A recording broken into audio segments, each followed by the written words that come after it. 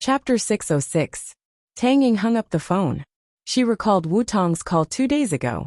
At that time, Wu Tong told her, "Lady Ying, your sister Tong won't be able to return to Wujing anytime soon.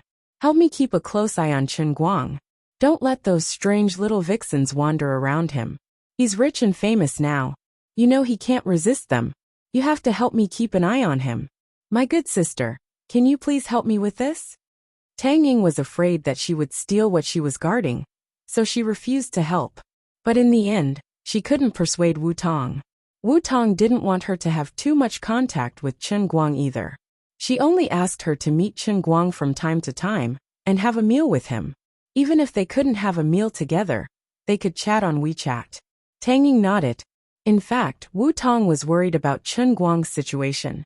But she was in a special situation now and couldn't contact Chen Guang too much. So she wanted to take a detour and keep track of Chen Guang's movements through Tang Ying. But she didn't want Tang Ying to get involved too much. So she asked Tang Ying if she was willing to send a WeChat message to ask about Chen Guang. On the other side, Tang Xiaokai held his phone anxiously and didn't know what to say.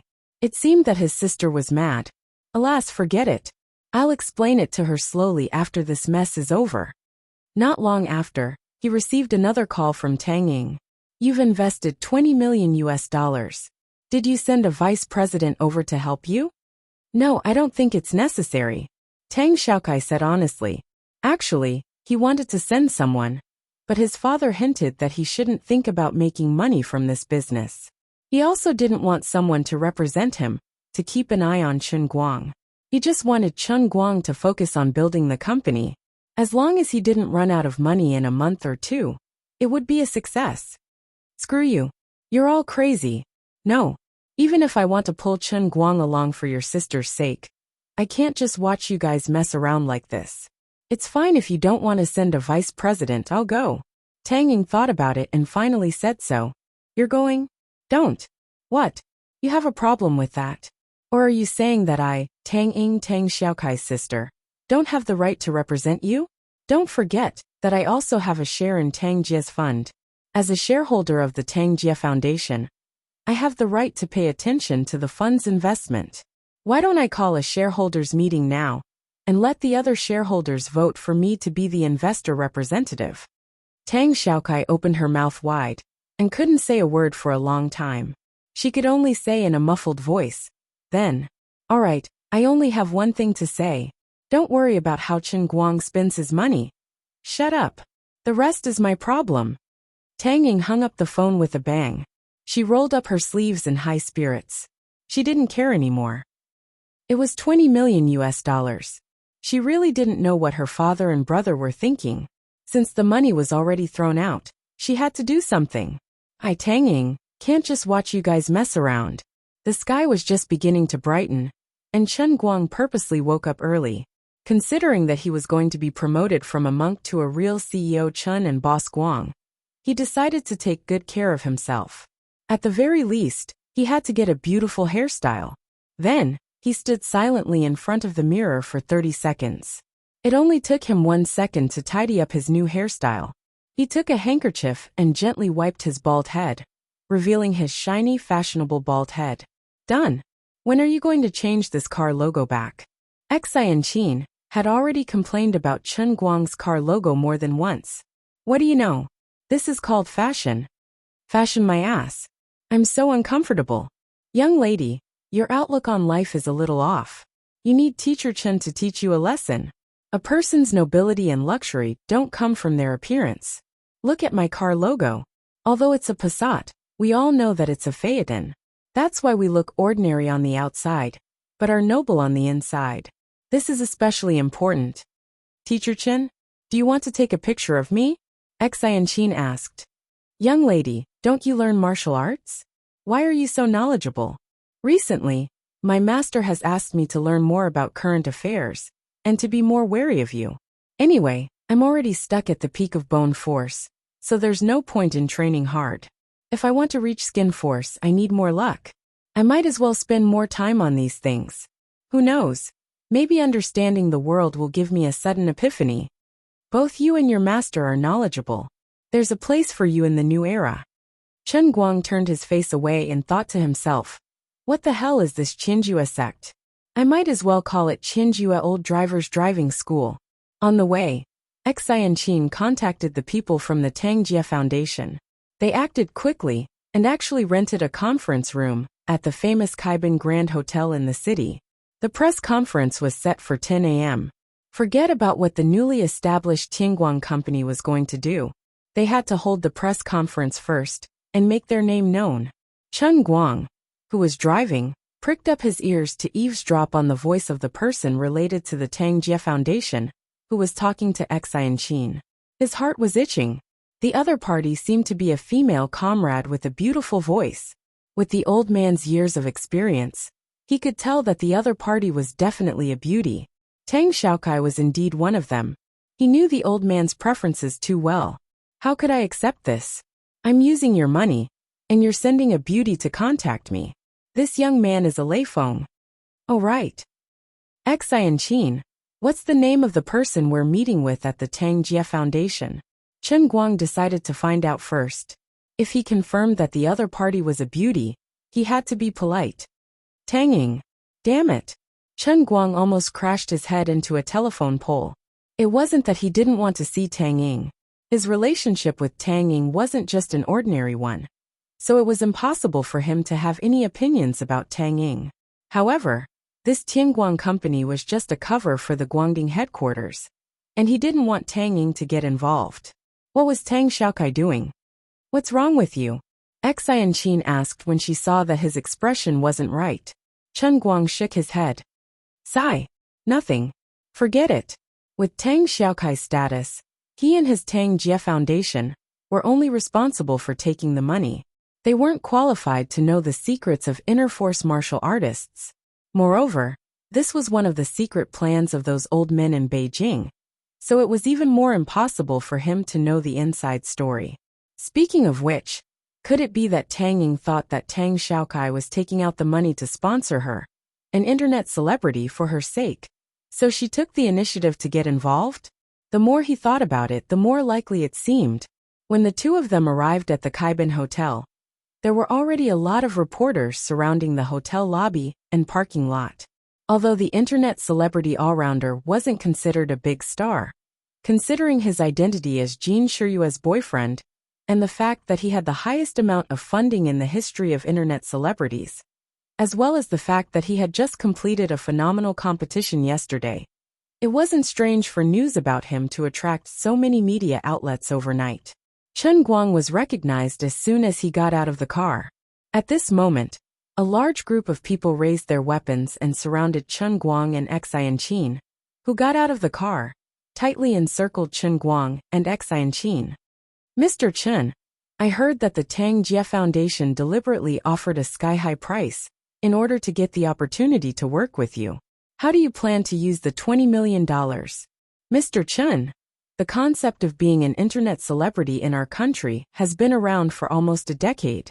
However, you've only been famous for less than 3 months, and you've already become the publicly acknowledged #1 internet celebrity in China. What do you think of this?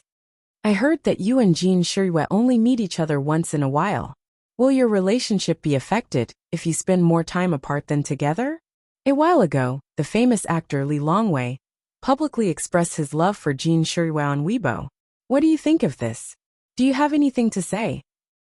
This morning, the famous entertainment reporter, Zhuo Wei, the founder of 8 Weekly, said on his Weibo that there's something fishy about the cooperation between the Tangjie Foundation and you.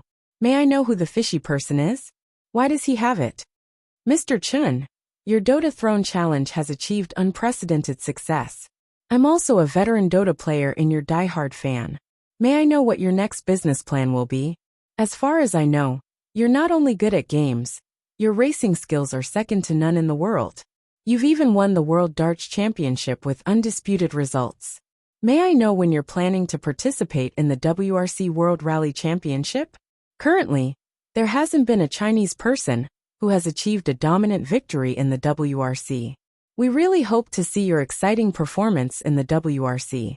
Mr. Chen, the famous director, Mr. Deng Xiaojiang, will be holding a signing ceremony for his new movie next week. You've interacted with Deng Xiaojing on Weibo before. May I know if you'll really be acting in director Deng's new movie? A whole bunch of questions came out of the reporters' mouths like a machine gun. Not only were these guys asking questions, they were also trying to stuff their microphones into Chen Guang's face.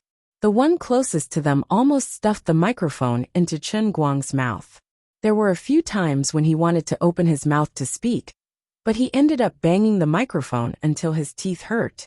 Ever since he became a celebrity, this was the first time Chen Guang had encountered such a situation. He didn't want to admit it, but he was actually a little anxious. Oh my God, how can I answer all these questions? Moreover, there are a lot of things that I'm completely clueless about, okay?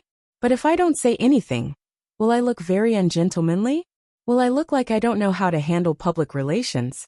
No, I have to do something. At the very least, I have to pretend to be an experienced person. No, that's not right. The old man is the great sage, right, Chen? The old man can even fool more than 170 billion people in the instantaneous sea. Why would he be afraid of you little reporters? At this moment, an extremely discordant voice emerged from the crowd. This guy's voice was very loud. Hello, Mr. Chen. I'm Zhuo Xiaowei, a special correspondent from 8 Weekly. Zhuo Wei is my father. Previously, there were rumors that your private life was very indecent. May I ask if the rumors are true? The little girl in the car with you is so beautiful. What is her identity? Does she have some unspeakable relationship with you? The noisy crowd suddenly quietened down. This guy's question was very sharp. Moreover, it was obvious that he was making groundless accusations. Up until now, Chen Guang's so-called indecent behavior could only be attributed to Zhuo Jingxi. However, Chen Guang didn't believe that anyone would notice his and Zhuo Jingxi's situation at that time. Other than that, perhaps Wenwen could also be counted as one. However, how could Wenwen's movements be captured by these people? And Annie? How could that be possible? So this unlucky octopus was obviously here to stir up trouble. Zhuo Wei's words earlier were fishy. Now there was this Zhuo Xiaowei's impromptu performance. They must be trying to stir up some dirt on him to attract attention. He was right. Once Zhuo Xiaowei's question came out, no one else was in a hurry to ask. Everyone wanted to know how he would answer Zhuo Xiaowei's question. Seeing that his question had shocked the crowd and calmed them down, Zhuo Xiaowei was extremely pleased. Our Zhuo family still has 8 Weekly. They are an experienced team that specializes in stirring up dirt on us. I really didn't let my old man down. I've learned from him. Let's see how you answer. No matter what you say, I'll be able to come up with something. Even if you say no comment, it's fine. I can still come up with something. Zhuo Xiaowei had even thought of a title. Goddess's Romance Exists in Name Only. All-round internet celebrity keeping his mistress away, avoiding private life. At that moment, Zhuo Xiaowei did not notice that the super beautiful little girl he claimed to have an unspeakable relationship with Chen Guang had quietly stood beside Chen Guang and stared at him. Chen Guang watched this scene and looked sympathetically at the smug young man. He thought to himself, to be honest, I really want to have an unspeakable relationship with Xian Qin, but I can't beat her. Zhuo Xiaowei did not know that danger was approaching. Seeing that Chen Guang was silent, he thought that he had hit the nail on the head. He pressed further. Chen Guang, please answer my question directly. After all, you are a public figure. Public figure? So what if I'm a public figure? Do you guys have to broadcast the entire process of a public figure squatting on the toilet? Chen Guang still did not speak. Instead, it was Xian Qin who spoke with her crisp voice. Zhuo Xiaowei looked at Xian Qin with some displeasure. This is a serious interview. Why is a high school student like you messing around? How much does Chen Guang give you every month for living expenses? Fine, he had already set up a very good identity for Xian Qin, a high school student who was kept as a mistress. Chen Guang rolled his eyes. Young man, why are you so good at this? I'm really thankful that you didn't say that I'm a middle school student. At least a high school student can reach the age of 16, so it's not illegal. I've seen people like you before. Now the grass on his grave is enough to start a horse farm. Zhuo Xiaowei from 8 Weekly, right? Didn't you just ask me what my identity is? Now you think I'm a high school student? You want to know how much I earn every month? Xianqin tilted her head and blinked at Zhuo Xiaowei with her big bright eyes. She looked very innocent, very pure, and very cute. Zhuo Xiaowei was overjoyed. He thought he had really caught a big scoop this time. This Chen Guang was not professional at keeping a mistress. He had actually found such an insensible one. Just now, he had deliberately thrown some blame at them, so that he could make up some material when he went back. He never thought that he would actually get something out of her. Many of the other reporters' eyes were also shining. Although they were not paparazzi media like 8 Weekly, this was a super big scoop that could shake the entertainment industry. Who wouldn't want to get first-hand information at the first scene? That's right, young lady. As long as you're willing to have a good chat with me, I promise that 8 Weekly will give you 10 times the amount that Chen Guang gave you. Zhuo Xiaowei said resolutely. Xianqin smiled again. He gave me 10 million last month. And then he gave me 5 million last week. Mr. Zhuo, are you going to give me 150 million? Gasp. For a moment, the whole audience was silent, and there was the sound of people gasping. This little girl's maintenance fee was so high that it made people's hair stand on end. Many entertainment reporters even looked at Chen Guang eagerly. Their eyes seemed to be saying, "Tycoon, do you still need a leg ornament? Is it limited to male and female? If necessary, it's not like we can't discuss it." Some entertainment reporters who were eager to get rich and felt that their image was passable tightened their buttocks a little, and their chrysanthemums inexplicably itched. Some of the female reporters even felt weak all over. Their eyes were burning, and their hearts itched uncontrollably. 15 million for 2 months. If it was true, it would be too scary. Chapter 607. How is that possible? Zhuo Xiaowei exclaimed. There were still some who remained rational. After all, spending 15 million to support a middle school student for 2 months was a little too much.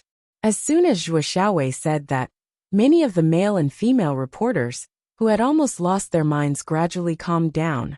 Everyone looked at Chen Guang and Xianqin suspiciously. On the other hand, Xianqin gave Chen Guang a meaningful wink, which Chen Guang instantly understood. Fine, since you want to play, I'll play with you. Why not? Chen Guang finally answered. He took a step forward and stood in front of Zhuo Xiaowei, looking straight at him. Don't look down on the world of the rich just because you're poor.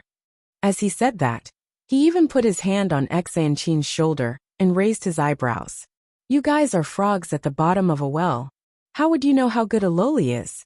Look, have you ever seen such a beautiful loli? Chen Guang asked. Everyone followed his gaze and turned to look at Xianqin. Previously, everyone's attention was on Chen Guang, and they only thought that the little girl next to him was pretty and obedient. Only after he deliberately reminded them to look carefully did they realize that this little girl was not as simple as just being pretty and obedient. Her silky hair hung down into her bangs, and a pair of big, lively eyes that could make people forget their sadness at a glance were born on her small face that seemed to be carved out of fine jade. This little girl's beauty was completely different from the so-called internet celebrity faces that were especially popular nowadays. Instead, it was the kind that people could tell at a glance that she was naturally sculpted and had an oppressive aura. Her beauty was so recognizable that even those so-called fairies on TV paled in comparison when she was barefaced. Many people even had a faint feeling of regret in their hearts. How could such a beautiful little girl be kept as a mistress? Were they blind, or were they blinded by lard?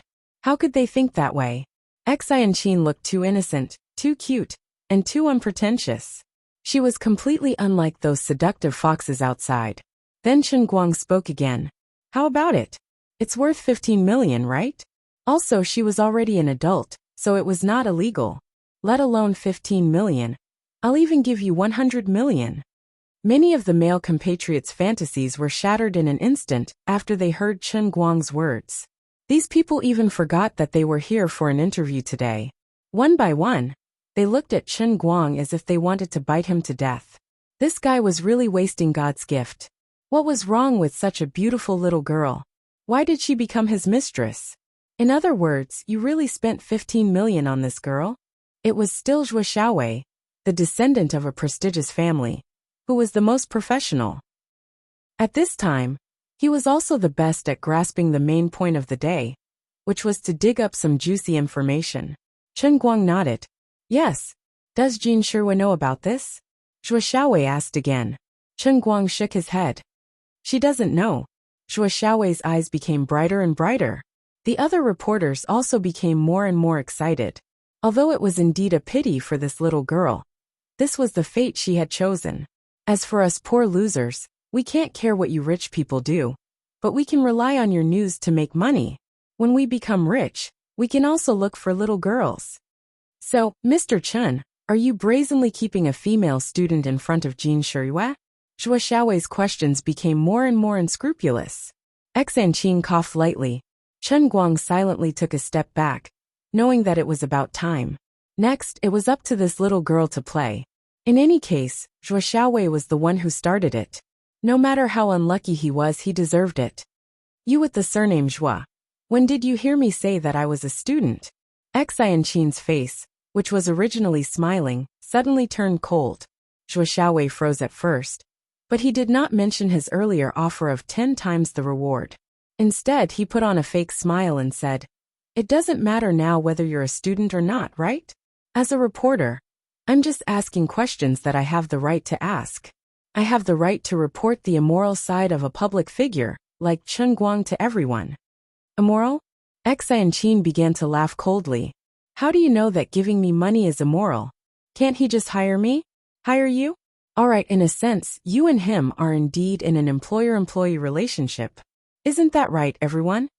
Zhuo Xiaowei said meaningfully. He even deliberately raised his voice to ask the others, trying to drag everyone down with him. There were actually 2 or 3 people who snorted and echoed Zhuo Xiaowei's words. Then I'll tell you right now, who am I? Xanqin suddenly made a move. She stretched out her hand like lightning and grabbed Zhuo Xiaowei's collar from bottom to top. I'm Chen Guang's bodyguard cum assistant. The salary to hire me is at least 20 million a year. Zhuo Xiaowei quickly calmed down after a brief moment of panic, when he was suddenly grabbed by the collar. He looked at Xanqin with a fake smile. Little girl, do you want to see tomorrow's news write that Chen Guang's kept woman arrogantly hit people on the street? Bodyguard, look at your skinny arms and legs. Don't make people laugh. His words stopped abruptly in less than 2 seconds, because his entire body was lifted up by Xanqin, who was a head shorter than him, with what he called skinny arms. His feet left the ground. Do you still think I'm joking? Mr. Zhuo Xiaowei from 8 Weekly? The petite Xanqin single-handedly lifted the burly Zhuo Xiaowei into the air. She raised her head and looked at him indifferently. This scene was full of a strong sense of incongruity, but it was true. Everyone subconsciously stepped back, all roaring in their hearts. We've made a mistake, really made a mistake. This little girl is not simple. You think my bodyguard is not worth 20 million a year? Xanqin gently put one hand on the car roof behind her and exerted force with her palm. With a click, the car roof that was pressed by her palm suddenly changed shape and caved in. Many entertainment reporters were dumbfounded. This was completely beyond their understanding. This little girl is really a strange person. It seems that 20 million a year is worth it. After all, you have to be alive to spend the money. With such a skilled bodyguard, 20 million a year is completely understandable. Seeing that she had stunned these annoying reporters with one move, Xanqin was satisfied. She didn't want those people from the Dart Association to see what she looked like, because she didn't want to become a public figure, because of her young age. Because when people become famous, they would have all kinds of troubles. And dealing with these reporters was one of them. Now there was no other way. Since that was the case, Xanqin decided to show her dominance as the senior sister of the Thousand Despair sect. Her expression was cold and her heart roared. Face the wind. Stupid reporters. Especially you, Zhuo. Seeing these people's dumbfounded and frightened expressions, Xanqin was very satisfied. As Chen Guang's assistant, she had won the first battle of public relations. Yes, the reporters were really panicking. This was the Passat's roof, a reliable piece of German craftsmanship, but it was flattened by her slender hand. Wait, this Passat seems a little wide. A little long? Forget it, don't worry about those details. Anyway, the car roof was flattened by her forcefully. She is very good, so it must be true. Xianqin looked at Chen Guang again and raised her eyebrows slightly. Her small eyes seemed to say, "Hurry up and praise me." However, Chen Guang's face was even paler than the reporter's, and he seemed to be in shock. Xianqin rolled her eyes. "Lord Zhuzhang, you seem to be a little too timid. Put me down." Zhuo Xiaowei, who was raised in the air, seemed to have realized that he was in a bad situation after a brief moment of absent-mindedness. As he struggled with his legs, he clenched his hands, intending to pinch Xianqin's arm and bite her hand. He believed that Xianqin was Chen Guang's bodyguard, but he didn't know that this bodyguard was not the same as the bodyguards of ordinary celebrities. Disgusting. Just as Zhuo Xiaowei's hands were about to grab her forearm, Xianqin suddenly retracted her hands. Then, without waiting for him to land, she flicked his chest a few times with her fingertips. After Zhuo Xiaowei landed on the ground, he sat on his butt. A few seconds later, he began to hold the place where Xianqin's fingers had flicked, and began to wail miserably. The other reporters subconsciously moved to the side and looked at this guy with disgust. They had seen this kind of trick many times in the past. It was called an accident. The girl had only lightly patted your chest. Did you have to cry like this? Even if you don't feel embarrassed, we in the same industry are. You bumped into a famous person, and under the eyes of so many reporters in the same industry. Aren't you making a fool of yourself? Just now you, a hothead, charged forward and attacked without a care for your life. That's why we gave you some face. But you can't be so unreasonable. Everyone, today is a press conference. If you have any questions, feel free to ask them during the press conference. However, today's topic revolves around Tianguang Agency. Please try not to ask questions that are not part of the topic. Xianqin couldn't be bothered with Zhuo Xiaowei on the ground anymore. Instead, she moved forward a little and reached out her hands to make a gesture to pull the people on the side out. These people had seen how powerful she was, so they didn't dare to block her and quickly made way for her. Xianqin turned around and pulled Chen Guang. Seeing that he was still looking at the dent on the car with a pale face, she thought that he hadn't recovered from the shock. She exerted a little force and finally pulled him back to reality. "Hurry up and go upstairs. The press conference is about to start." Chen Guang followed Xianqin a few steps like a zombie. Seeing that there was finally no one around the two of them, Xianqin was a little angry. "Brother Chen Guang, you're someone who has seen a lot. Didn't I just flatten the car's roof? Do you have to be so scared? Your Wenwen's black chop is much more powerful than mine. It's not a problem for her to cut your car in half with a full force slash." Wait. Xianqin seemed to remember something. She pondered over her words. "Your car. You finally remembered. That's right, that's my car." Chen Guang looked at her with eyes like a dead fish. His heart was still bleeding. "My dear sister, I won't stop you from showing off. I'm proud of it. But don't use my car as a prop. It's said that a man's car is equivalent to half of his wife. With a slap from you, my wife went from a B cup to a negative A cup. Who am I going to complain to?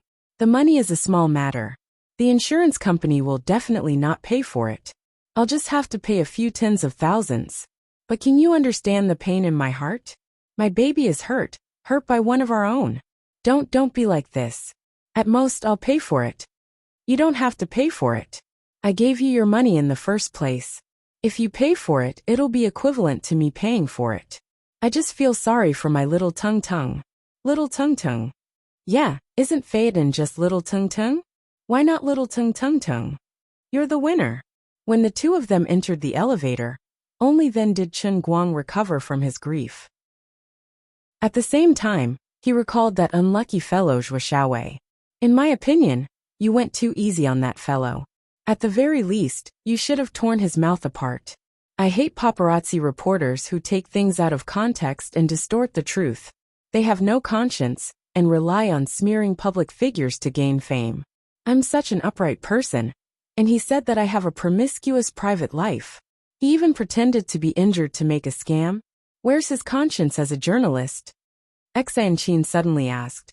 "Does the white tiger look good?" Chen Guang's expression did not change. The albino Bengal tiger is a white variant of the Bengal tiger. It's native to Yunnan, Myanmar, India and Bangladesh. It's a first-class protected animal, and India's national treasure. There are only about 210 white tigers left in the world. It's very rare.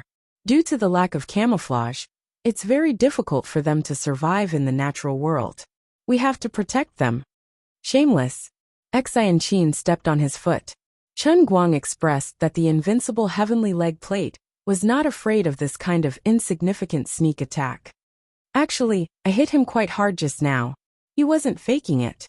He was really in pain. Chen Guang stared. What? I saw that you didn't just use your fingers to flick him a few times? Could it be that this is the long-lost acupoint technique of Jianghu? You hit his pain acupoint? Nothing like that. You're completely wrong. First, the acupoint technique is not completely lost.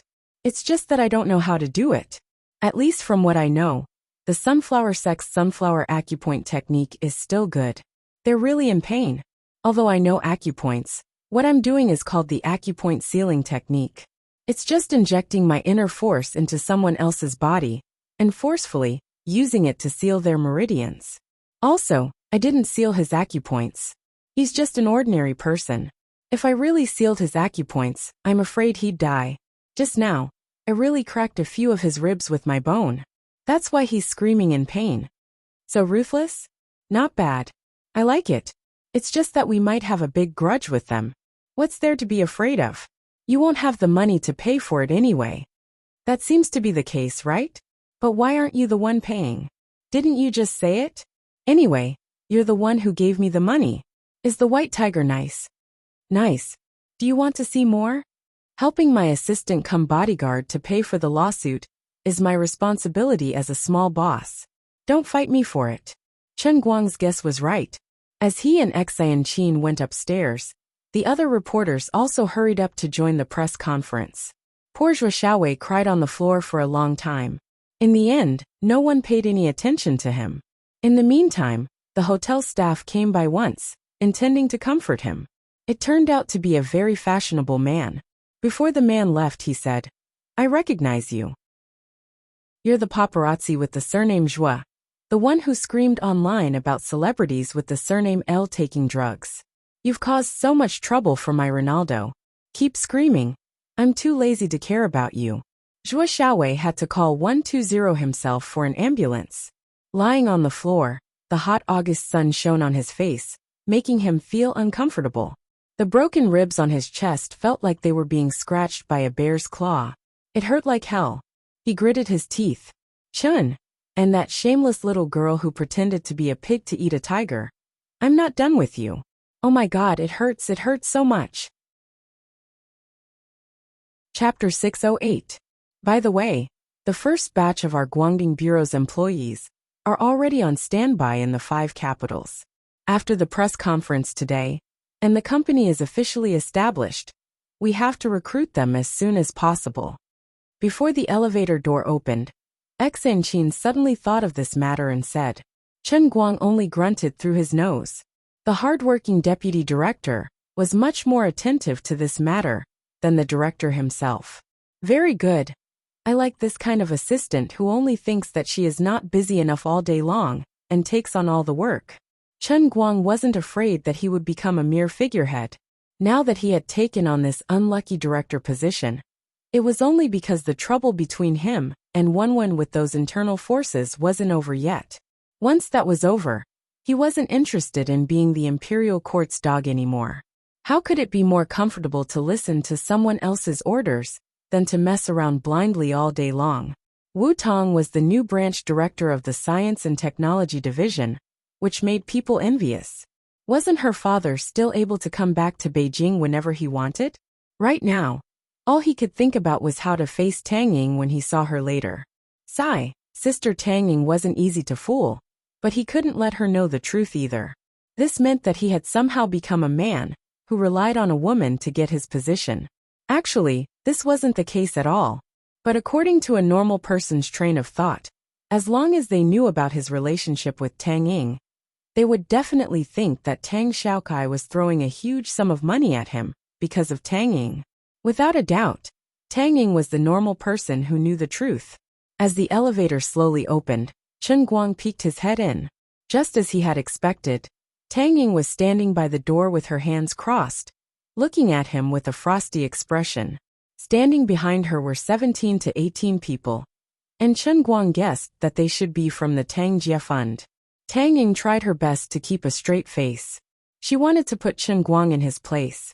After all, in her impression, Chen Guang didn't seem to be a business-minded person.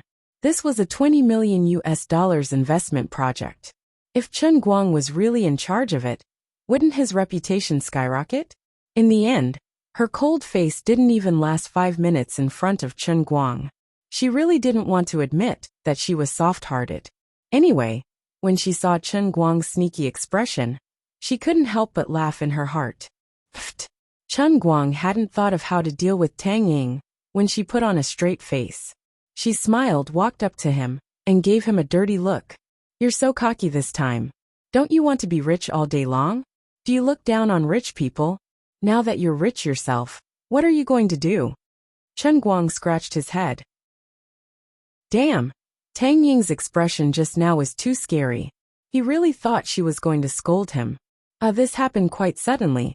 To be honest, it was brother Little Kai who made the first move. I was just lying down at home when he said he wanted to invest in me. At that time I didn't agree. I thought to myself, how can I do that? Brother Little Kai's money. Doesn't that mean Sister Ying's family's money? How can I rely on your money to become rich? I rejected him harshly, but he wouldn't let me. He even said that if I didn't agree, he would donate the money to the Marine Conservation Organization. I thought to myself, how can that be? If it's left with me, at least I can get a few blisters. But if it's thrown into the sea, I won't even be able to see a ghost shadow. I was forced to do something beyond my capabilities. Sigh. This was the advantage of being thick-skinned. Chen Guang could easily lie through his teeth. No matter what, Tang Ying didn't seem to be very happy. So he decided to throw all the blame to Little Kai first. Of course, he was a self-reliant young man. Tang Ying suddenly understood. She actually believed Chen Guang's words. She had always known that although Chen Guang loved money, he wasn't greedy. He was also someone who cared about his reputation. The establishment of Tianguang Agency, this time, was most likely due to Little Kai's enthusiasm. Now that the two of them had matched each other's statements, Chen Guang was right. Tang Ying patted his shoulder and began to comfort him. Don't worry. It's fine if I didn't know about it. Now that I'm involved, I can't let things go wrong. You don't have much experience, but it's fine. I'll help you. Since the company has been set up, we have to make it look good. The competition you organized a few days ago was pretty good. Shall we do it again next month? To be honest, Sister Tang Ying, I think you're slightly more unreliable than me. Chen Guang rolled his eyes. Just from her words, he knew that she was in the same league as him. What the hell do you know about business? You're just a doctor, okay? Even a normal person could understand that the first time a competition like the Throne Challenge was held, it was because it was fresh. If you held it every other month, people would know that they would definitely lose. Who would still participate? The passion of the audience wouldn't be enough for you to continue spending money like this. Okay? He couldn't help but feel deeply worried about the future of Tianguang Agency. He was in the top position, and all he could think about was squandering and spending money. The second position was a female doctor who thought she knew how to do business. But in fact, she only knew how to play with a scalpel. Forget it, we're all in the same league. This way, when we squander, we'll definitely lose in style and taste. As the group walked in, the other people from the Tang Jie Foundation secretly heaved a sigh of relief. Previously, Tang Ying had been putting on a cold face. Everyone thought that she had something against the new internet celebrity, Chen Guang. They all thought that when the two people in charge of the new company met, there would be a huge commotion. However, the two of them were so familiar with each other. It seemed like they knew each other long ago. They were relieved that they were on the same side. As they walked, Tang Ying suddenly tugged on Chen Guang's sleeve and asked in a low voice, "Hey, who's this pretty girl?" Chen Guang went along with what Xianqin said. "She's my bodyguard and assistant." Bodyguard and assistant? Stop it, or I'll tell Wutong. Of course, Tang Ying didn't believe his nonsense. Chen Guang wasn't afraid of a crooked shadow. I'm not joking with you. A real bodyguard. You'll know when you see the news later. Before we came up just now, someone from 8 Weekly had already caused trouble downstairs. Tang Ying was surprised. 8 Weekly? They're not a good media. They're always slandering people. In the entire entertainment industry, I'm afraid only your Jin Shuyue and a few other celebrities haven't been slandered by them. What do you mean by your Jin Shuyue? You're still joking with me. It doesn't matter. I'm not afraid of them slandering me. So what if I hit her? What? You even beat him up? As a female comrade with a penchant for gossip, Tang Ying usually paid attention to gossip. She instantly realized the seriousness of the situation. It wasn't good for a celebrity to hit someone, let alone someone from 8 Weekly. Wouldn't they be slandered? Yes, she hit him and even broke him. Chen Guang turned to look at Xianchin. Xianchin put up 5 fingers. Chen Guang added, 5 ribs. 5 ribs. Oh my God. Hurry up and get Jin Shuyue to help you. If not, our company will be shut down before it even opens for business. Tang Ying was anxious. Chen Guang coughed and said softly, I've already hit her, and they know who I am. They will still slander me. What's the use of asking Jin Shuyue to help them? Besides, you know that Jin Shuyue and I are innocent. How can we trouble her for such a small matter? At this moment, Chen Guang couldn't wait to cut off his relationship with Jin Shuyue. So how could he ask for help for something like this? What if Jin Shuyue's grandfather came after him again? Although Jin Shuyue might be able to resolve this matter, wouldn't he be walking right into a trap? Forget it. That's true. Sigh. Tang Ying's brows were tightly knitted together.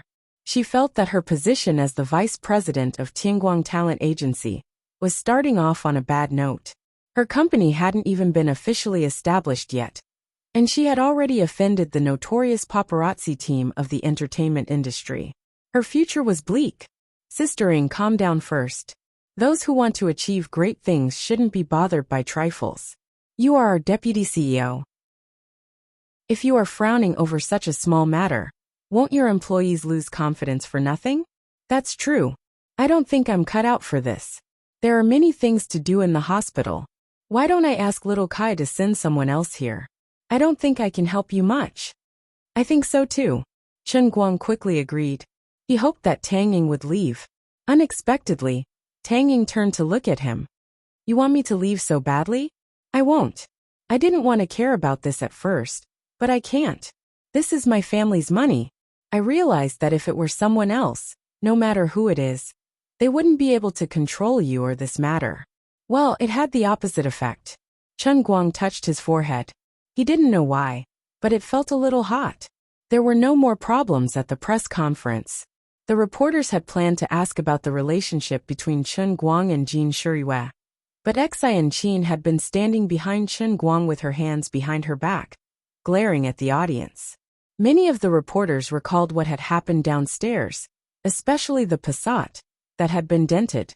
Zhuo Xiaowei from Octave Weekly had been beaten up, although they didn't know how badly injured he was. It seemed that he had been sent to the hospital. It was better not to invite trouble. This new internet celebrity didn't seem to play by the rules. Before they figured out his temperament, they shouldn't look for trouble. The entire press conference lasted for about half an hour. There was nothing new. Tang Ying, as the representative of the Tang Jie Foundation, read the script and explained why the Tang Jie Foundation had chosen to cooperate with Chen Guang. It was because it was the information age. It was rare to find a new type of internet celebrity like Chen Guang, who could provide original content and had the titles of the world champion of darts and Dota. Both parties would build the Tianguang agency around Chen Guang and go all out to unearth the all-rounder's IP for greater economic benefits. Then Chen Guang stood up again. He also held the script that Tang Xiaokai had arranged for someone to write for him. He read it and was done. Then, today's press conference will end here. Thank you, friends from the news media, for coming. Although there was a little unpleasantness downstairs, our CEO Chen didn't have any ill intentions. It was really because the staff of Octave Weekly had no professional ethics. We have prepared small gifts for our friends from the media at the entrance of the conference room. Please don't forget to collect them later. Although he didn't send anyone at the deputy CEO level over, Tang Xiaokai still helped Chen Guang set up the basic structure of the company's leadership. At this moment, the host of the press conference was the temporary administrative manager. He was also in charge of the public relations department. His name was Yu Hong, a very capable middle-aged man. At this moment, the door of the press conference was suddenly pushed open. A fat man in his 40s or 50s barged in angrily. There were 3 to 6 men in black behind him. What do you mean by no professional ethics? My son was doing a normal interview and was sent to the hospital by your people. He broke 5 ribs. Who is the one with no professional ethics? Chen Guang. You have to give me, Zhuo Wei, an explanation. Otherwise, this matter won't end. I'll see you in court. The fat man walked forward quickly.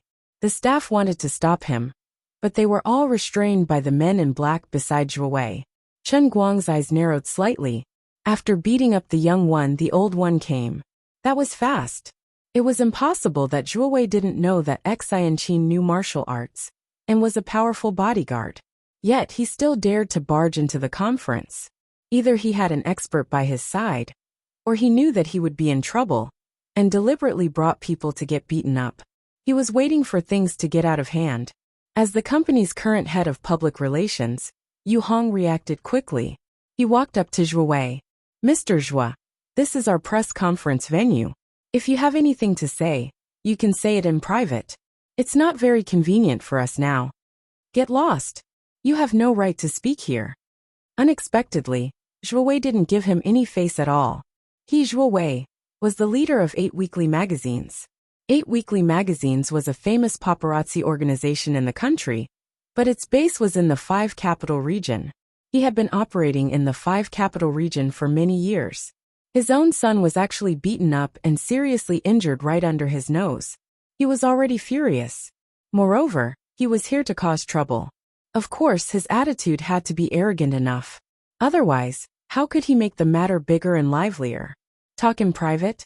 No way. I want to take advantage of the fact that this is a press conference. The other reporters haven't left yet. While you guys are holding back, I want to make the matter bigger. Zhuo Wei secretly made a gesture.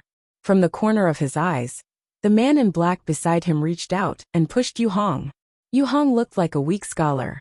He didn't expect Zhuo Wei's people to be so daring. He was pushed back and fell backward. His head hit the corner of the chair behind him heavily. His forehead was scraped hard and blood started to flow. Blood was seen on the stage. Zhuo Wei was a little flustered at first, but he was secretly happy. Anyway, Chen Guang was a famous person. Although Zhuo Wei's fame wasn't small, everyone knew what kind of person he was. He didn't care about his reputation at all. It was good that he got hurt. He continued to look at Chen Guang with a face full of pride. In his heart he kept saying, "Come on, do it. Beat me up. I have 19 cameras hidden on me. They will clearly record the scene of you making a move. I guarantee that you'll have to prepare at least a few million to buy this big news from me. Other than that, you can just wait to enjoy my 24/7 surveillance.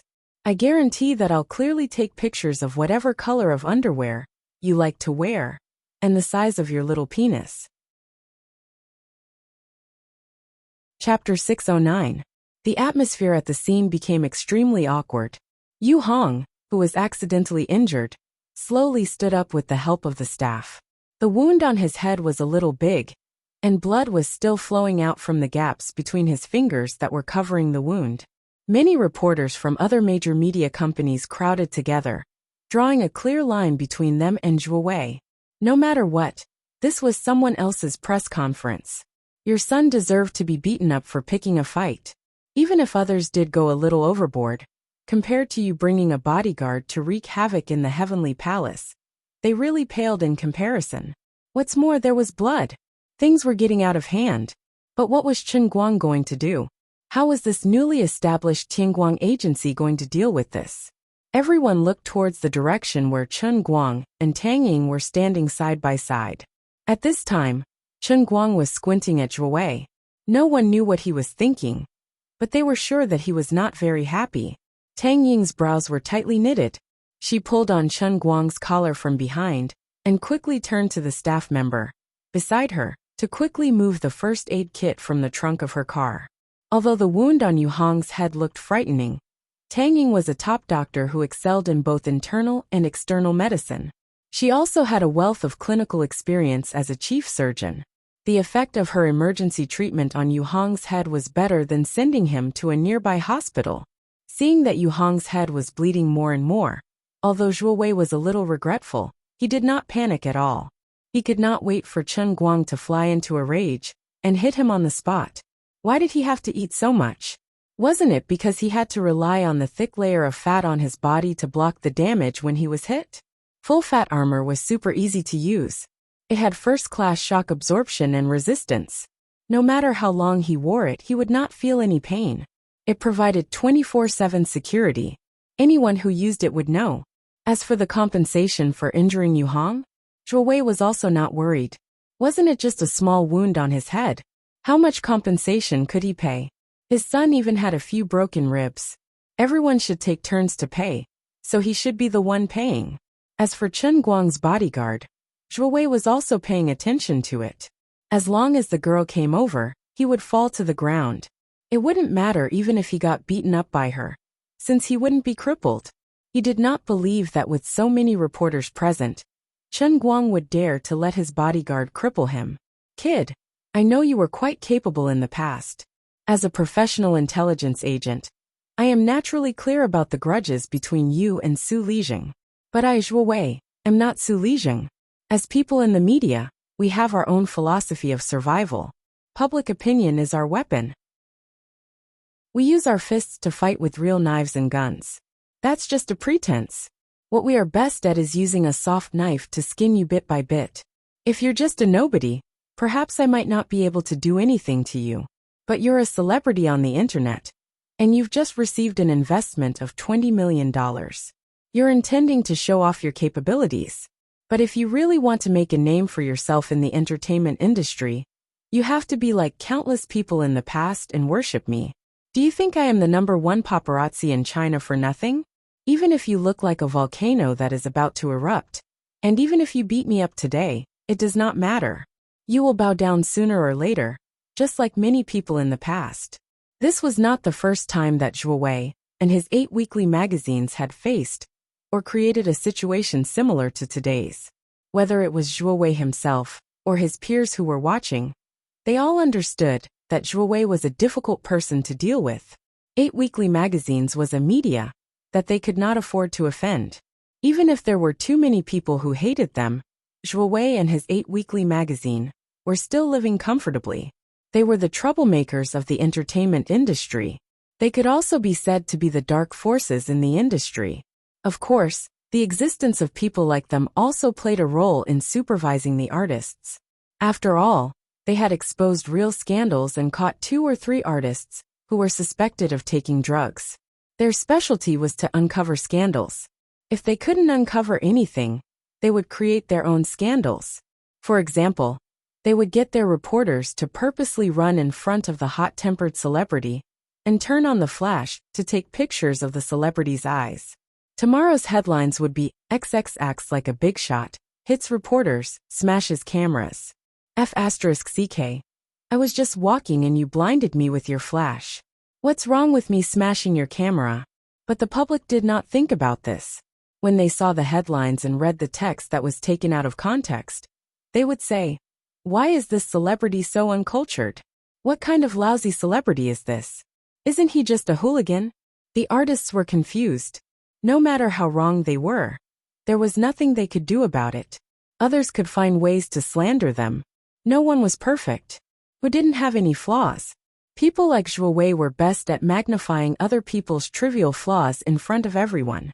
Also, when they couldn't get any big news, they would run to the tall building opposite the art gallery and set up a telescope. Then a new bombshell was brewed. XXX bold style, naked in his bedroom, accompanied by a pornographic photo that was clearly taken clearly, but was actually deliberately fogged to make it look hazy. The artist who was photographed wanted to F***CK Zhuo Wei. He couldn't even take off his clothes in his own bedroom. But no matter how angry he was, he had no choice. This kind of news couldn't be released. Once it was released, his image would be ruined. At this moment, Zhuo Wei said, You don't want to publish it? Fine, 2 million. I'll delete the photo. After he got the money, no one would know whether he deleted the photo or not. But he wouldn't be able to publish it for a while.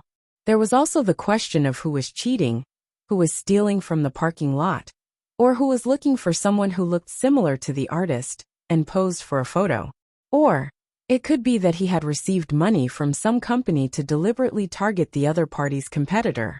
Or it could be that he simply couldn't stand the sight of someone and stalked them to secretly take photos to slander them. As long as he could make use of the artist's cherishing of their reputation to make money, he, Zhuowei, would do it even if he had to poke a hole in the sky. Of course, there were some people he wouldn't provoke easily. For example, Jin Shiyue, Jiang Yage, and a few other artists who were similar in status to the two women.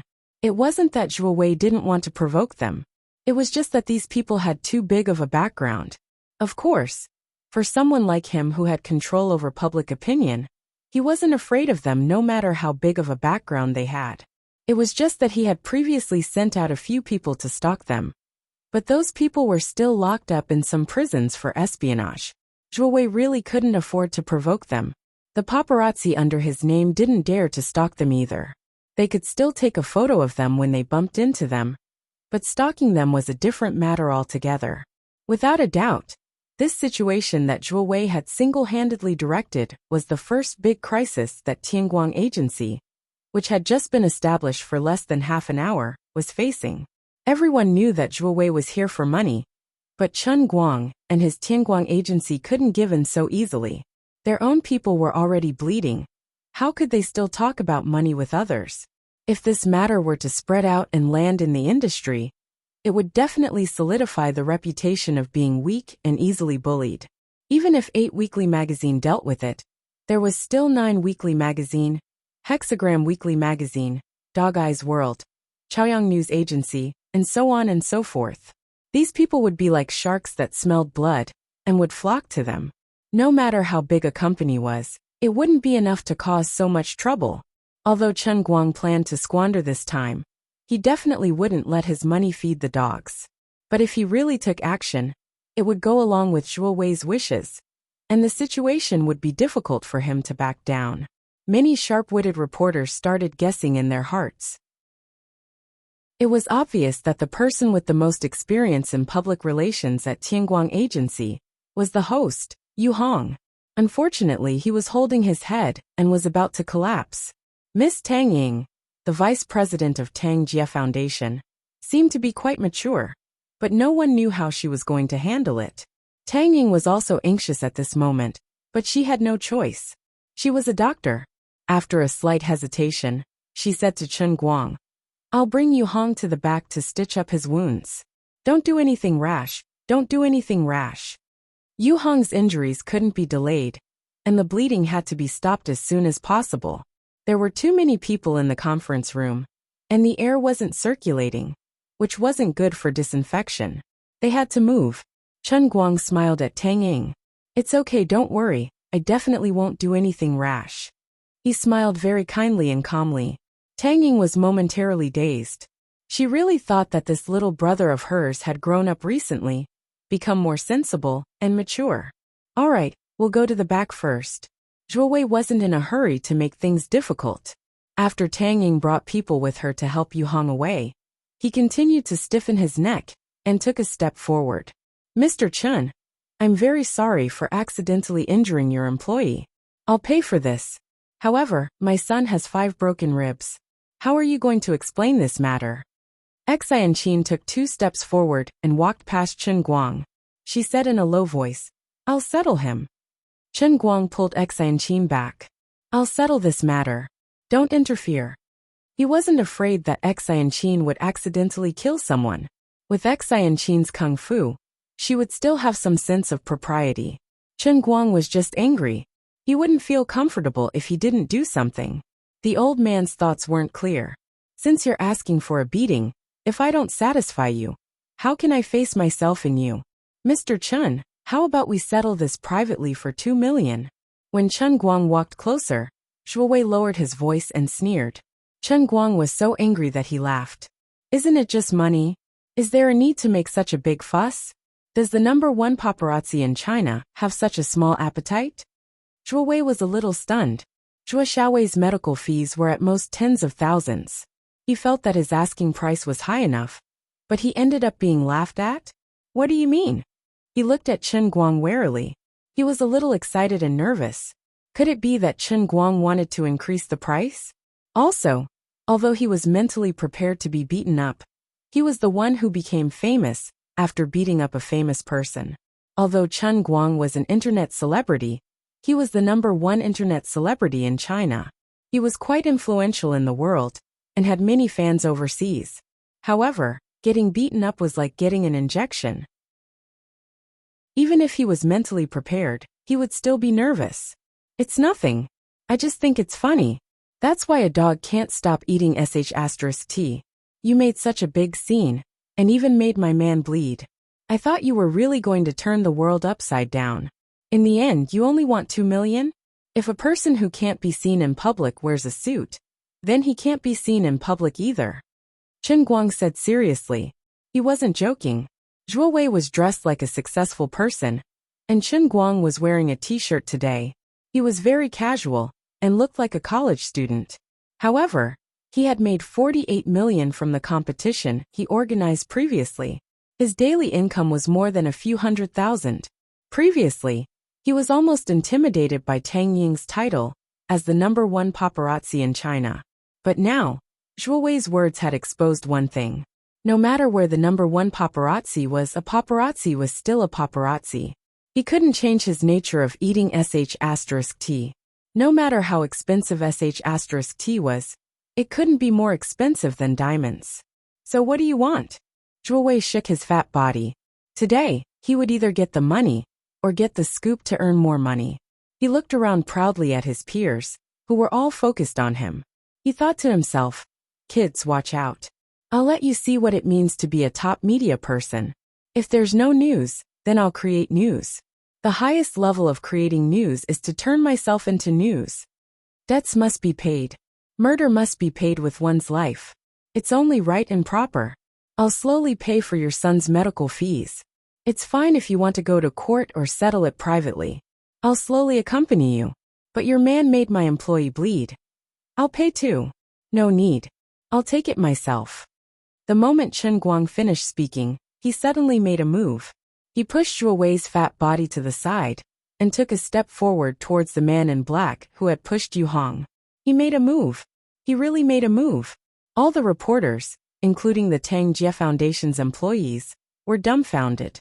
They really thought that Chen Guang was going to negotiate with the man, but it turned out that he didn't want to negotiate from the start. He was going to make a move. You're a celebrity. You've just set up a company, yet you're hitting someone at your own company's press conference. Aren't you a little too ridiculous? Only Xian Qin rolled her eyes in disdain. She curled her lips and muttered softly, if you want to hit someone, just hit him. Why do you have to talk so much? On the other end, Chen Guang had already grabbed the man's arm at lightning speed. Among ordinary people, Chen Guang was considered rather tall. After all, he was slightly more than 1.8 meters tall. However, this man in black was a strong man that Zhuo Wei had carefully selected. He was 1.9 meters tall and looked extremely strong. His entire body seemed to be thicker than Chen Guang's. Brother all-rounder would probably be at a disadvantage, right? The reporters and the Tang Jie Foundation were worried. Actually, Zhuo Wei was a little flustered. He was here to ask for a beating. If his bodyguard were to injure him instead, it would feel good. However, he wouldn't be in the right, and would have to pay for it. Therefore, Zhuo Wei desperately winked at his bodyguard, telling him not to act recklessly. Wait, the situation doesn't seem right? Zhuo Wei suddenly realized that Chen Guang was only holding his bodyguard's arm with one hand, but his very strong bodyguard's face turned pale. Bastard! Let go!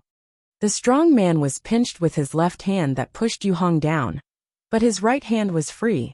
He raised his fist high and tried to hit Chen Guang. Gongzi, don't mess around, Zhuo Wei shouted subconsciously. It hurts. Boss. It hurts. The strong man named Gongzi roared and swung his right fist down. Chen Guang's expression still didn't change. He just gently raised his left hand and caught Gongzi's right fist. Don't worry, it will hurt very soon.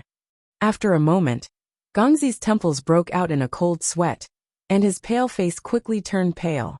There was a sudden cracking sound in the quiet conference room.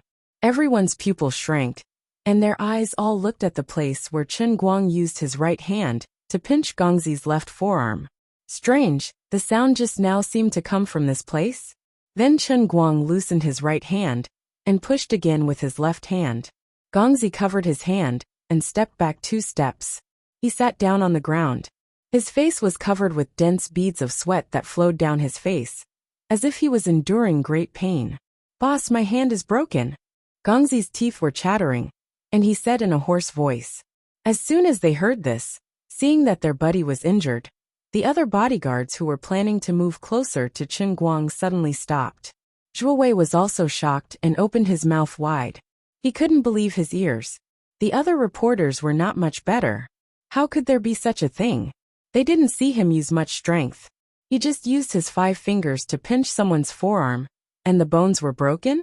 T. This Gongzi was not a small thin man. His forearm was as thick as an ordinary person's calf. Chen Guang looked back at Zhuo Wei and shrugged.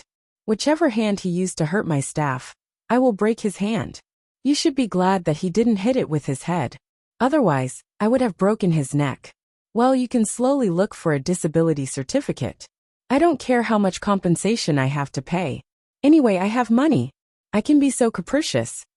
Zhuo Wei slowly stepped back. He would rather Chen Guang jump up and fight with him hysterically.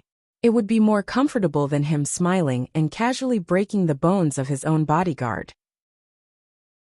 Zhuo Wei had seen a lot of celebrities and was beaten by celebrities, but he had never encountered such a style. He was smiling at you, but the result was that he suddenly broke the hand of your strong bodyguard. He broke it. Broken. This guy must be a lunatic, right? Zhuo Wei thought. Chen Guang made a pose that he thought was handsome. I know you have a camera on you. Come, take a picture of me to make me look more handsome. F***ck, this is a lunatic.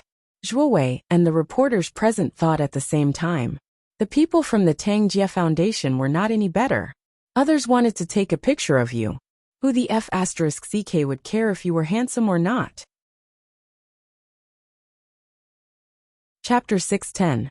Zhuo Wei was a little scared, but Chen Guang's words gave him a little more courage.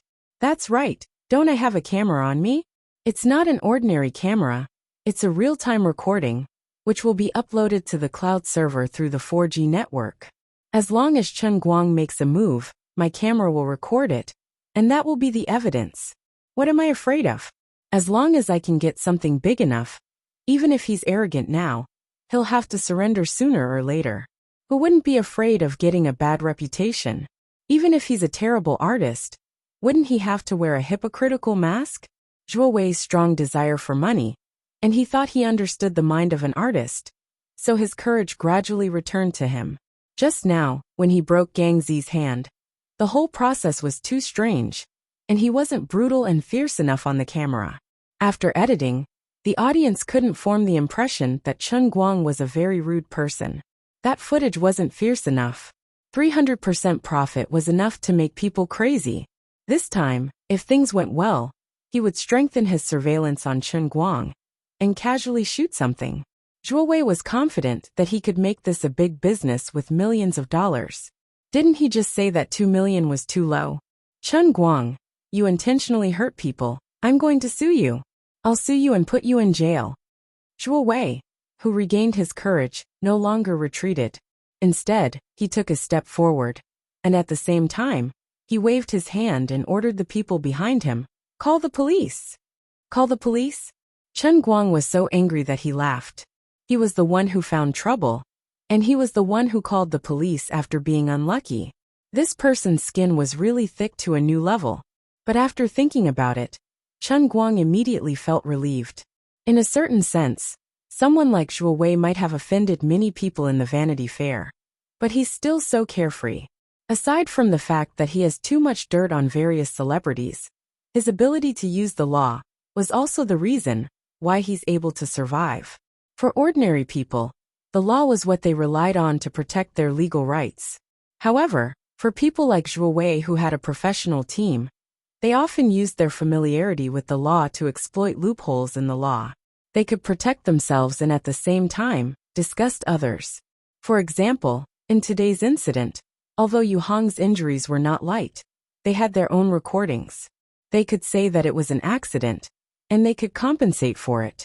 But for Chen Guang, in Zhuo Wei's view, although the process of him breaking Gang Zi's hand seemed very strange, as long as it was done properly, it could be considered as intentional injury. Even if they couldn't really sue him, for an artist, if he was brought to court, no matter what the final verdict was, it would be a big deal. He didn't believe that Chen Guang wasn't afraid. However, Chen Guang was not afraid. What kind of joke was this? What kind of status did the Special Affairs Bureau have? They could even put an end to a murder case. The old man's Guangdong General Headquarters was a substitute for the Special Affairs Bureau. Although it was not as ruthless and overbearing as the Special Affairs Bureau, it was you who was looking for trouble from the beginning to the end. You were the one who stirred up trouble.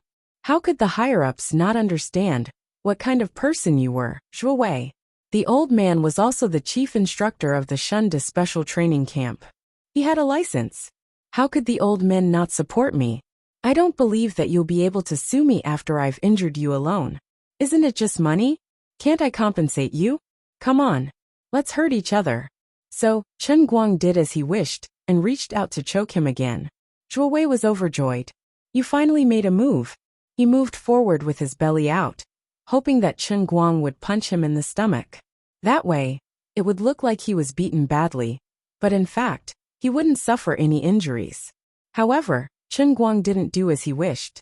Instead, just like how Xian Qin had lifted Zhuo Xiaowei earlier, he used a little force with his right hand and easily lifted Zhuo Wei, who weighed 100 kilograms up. It was fate that the father and son met today. They were lifted into the air one after the other. Sure enough, father and son were soldiers in battle. At first, Zhuo Wei was really happy. However, as time went on, the grip on his neck tightened, and he couldn't even breathe properly. Zhuo Wei's heart skipped a beat. Oh my God, is this guy trying to strangle me to death? Moreover, he also realized something. With his physique and weight, he was actually lifted up by Chen Guang with one hand. Just how much strength did this guy have? He regretted it. He had underestimated his enemy. From the photo, Chen Guang didn't look particularly sturdy, so he thought that he wouldn't be seriously injured. However, based on the current situation, if Chen Guang's fist landed on his face, it seemed like his neck would really snap. Breathing was getting more and more difficult, and his brain was starting to lack oxygen. Zhuo Wei kicked his legs with all his might, trying to pry Chen Guang's fingers off with his bare hands. However, it was useless. No matter how fat he was, in the face of Chen Guang's invincible Qilin arm, with his strong physique, he was like a chicken caught by an eagle.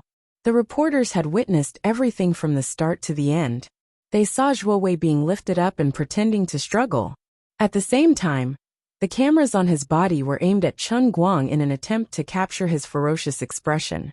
However, Chen Guang had a faint smile on his face the entire time. Then Zhuo Wei's fake struggle turned into a real struggle. His face turned from red to white, and then to green. He really couldn't breathe. Let me go. I'm begging you, let me down. Due to the lack of oxygen, his thoughts started to become unclear. His desire to live finally overwhelmed his desire for money, and he gave in. Chen Guang loosened his grip, and Zhuo Wei fell to the ground. He covered his neck, and started to gasp for air. The feeling of escaping from death was very clear, very real. Zhuo Wei really felt that if he hadn't begged for mercy just now, he might really have died there. He felt that his biggest mistake today was underestimating the craziness and arrogance of this new internet celebrity, Chen Guang. He really shouldn't have personally led the team here. He was so unlucky. Scram. Chen Guang looked down at him, and didn't say much. He only spat out those words coldly. Zhuo Wei, who felt that he had escaped from death, didn't dare stay any longer. He quickly got up and staggered out of the room, knocking over a few chairs as he stumbled. It wasn't until he was out the door that Zhuo Wei suddenly remembered that he still had one of his men sitting on the ground howling. He hurriedly called back two of his men who had rushed out with him. Hurry and get Gangzi back. After a long struggle, Zhuo Wei and his men came valiantly and energetically, but they ran away like stray dogs. My friends from the media, I'm sorry to have let you see such a joke. After these people left, Chen Guanzai put on a smile on his face and chuckled at the stunned reporters. Actually, I'm not usually like this. It's just that this guy is too arrogant, and I really can't contain my anger. I've made a fool of myself in front of everyone. I, Chen Guang, will return the favor tenfold. In the future, please take care of me. Chen Guang was actually saying, it's not a coincidence that you all saw this today, but you all saw who was the one looking for trouble first. When you go back, don't make things up about me. That way, everyone will be happy. The reporters were all smart people, and their minds were sharp. Although exposing scandals could attract attention, no one dared to turn on the camera. A young man secretly took out his phone, and now his phone had become a pile of scrap metal and was thrown in a corner.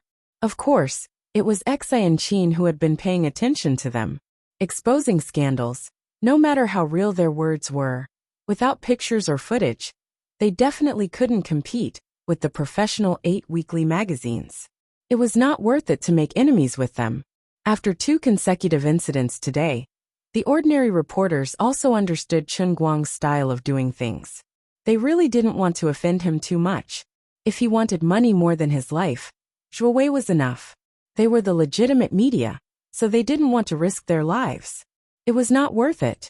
That, President Chen, you beat up Zhuo Wei, his son, and his men today. With 8 weekly magazines' usual style of doing things, there might be some trouble. A reporter who was very knowledgeable reminded him. Chen Guang nodded at him. Thank you for your reminder, but it's fine. The entertainment industry needs a clear stream like us. We can't bow down to evil forces. The people from Tang Jie Foundation couldn't take it anymore. How could someone be so thick-skinned and praise himself as a clear stream? Furthermore, no matter how they looked at it today, they felt that he was the evil one. That's right, that's right. Mr. Chen is upright and plain-spoken, and he sticks to his principles. If Zhuo Wei and his 8 weekly magazines really make up stories about you, I'll be the first to object. This reporter was obviously determined to rely on Chen Guang. He thumped his chest to express his stance. If he won the bet and Chen Guang withstood the pressure from Zhuo Wei and 8 weekly magazines, he could rely on the relationship he had built up today to easily interview people related to Tianguang Talent Management and Chen Guang. However, not everyone was optimistic about Chen Guang and his Tianguang Talent Management. Some of the people in the industry were quite unhappy. You're the only one who jumped out to take sides. Aren't you making it difficult for us? Thank you for your kindness, but it's fine. I'm not afraid of slanderous accusations. Let him say whatever he wants. All right, today's press conference will end here. Everyone please go back. Chen Guang immediately asked the guests to leave. He also knew that even if that fellow was patting his chest earlier, it would already be benevolent of him if he didn't smear his name in the news. Why would he help him go against 8 weekly? What a joke. No matter what, I really beat someone up today, and I even broke his hand. On the other side, Zhuo Wei and his men ran out of the hotel. They sat in the minibus and looked at each other. Boss, what should we do now? One of his men asked anxiously. Thinking of the scene where Gongzi's hand had been forcibly broken, they were really quite scared. F*CK, I can't let it go like this. I, Zhuo Wei, have never suffered such a big loss. It's my miscalculation. I didn't expect him to be so hateful. I didn't prepare well enough before rushing over. Fortunately, I got something useful. Zhuo Wei also touched his neck, which was a little blue. Just now, Chen Guang's hand had strangled his neck too hard. Boss, I want to go to the hospital, Gongzi said helplessly. His bone had been forcibly broken. Although the pain had been relieved, it was not much better. He was still sweating profusely. Go to the hospital? Wait for a few minutes. Director Xia of Jiangyuan District will be here soon. Old Xia is my acquaintance. It's better for you to be here. It will be convenient to file a case. This time, if we don't bite a piece of his flesh, my name is not Zhuo Wei. Boss, but my hand hurts. I'm afraid there will be sequelae if we delay for a long time. Gongzi, you have worked hard this time. After this, I will give you a bonus. It's 200,000 yuan. How about it? When he heard that there was a 200,000 yuan bonus, Gongzi gritted his teeth and decided to hold on. Okay. Thank you, boss.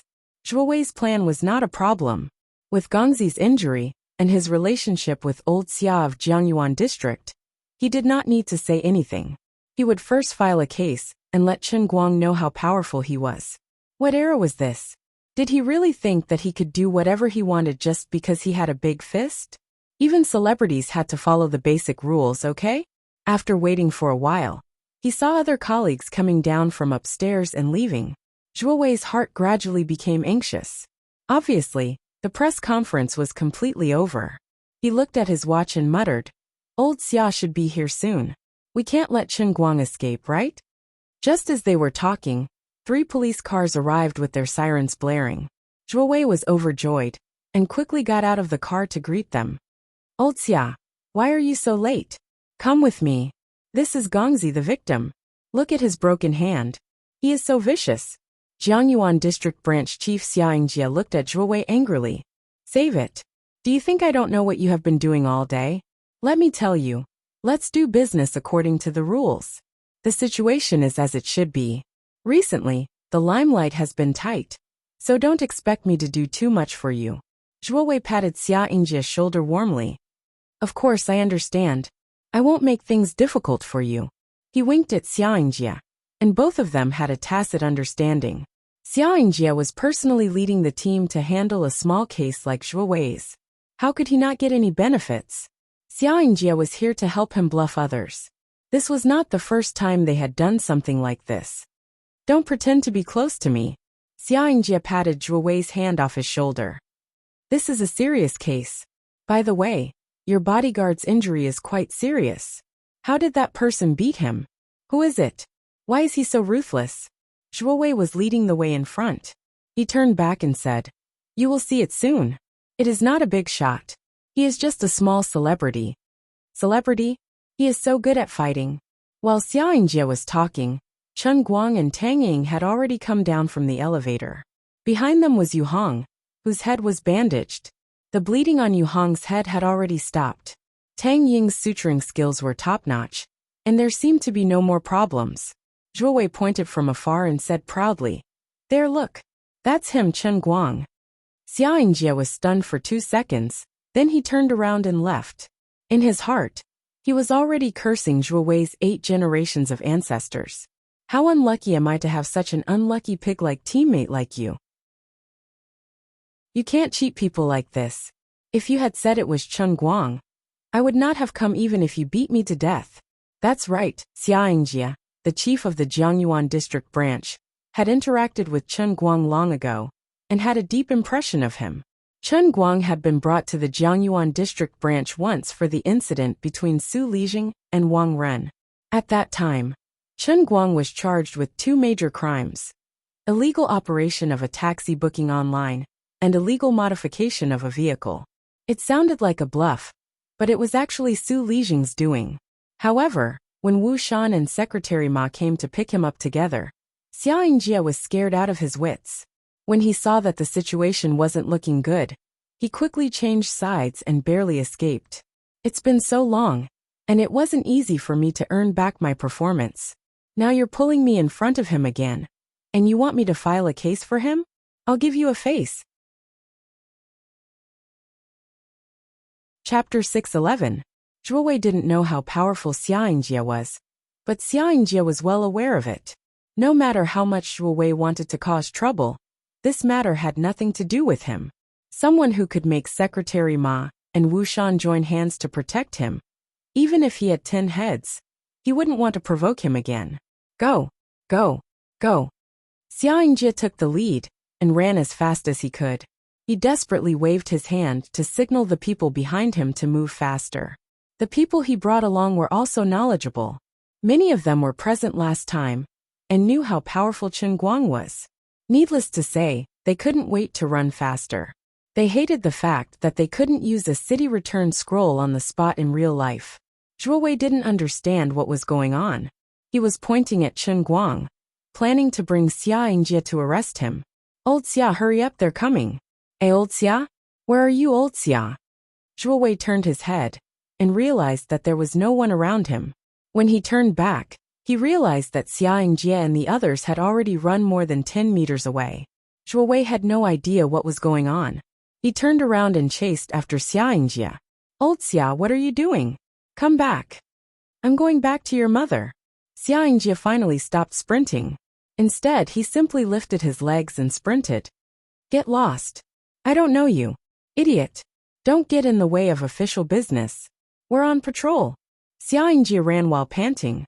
He turned his head and said to the people around him, Shaoli, remember to write a report when you get back. Today, I'll personally lead the patrol team to strengthen the public security in the area.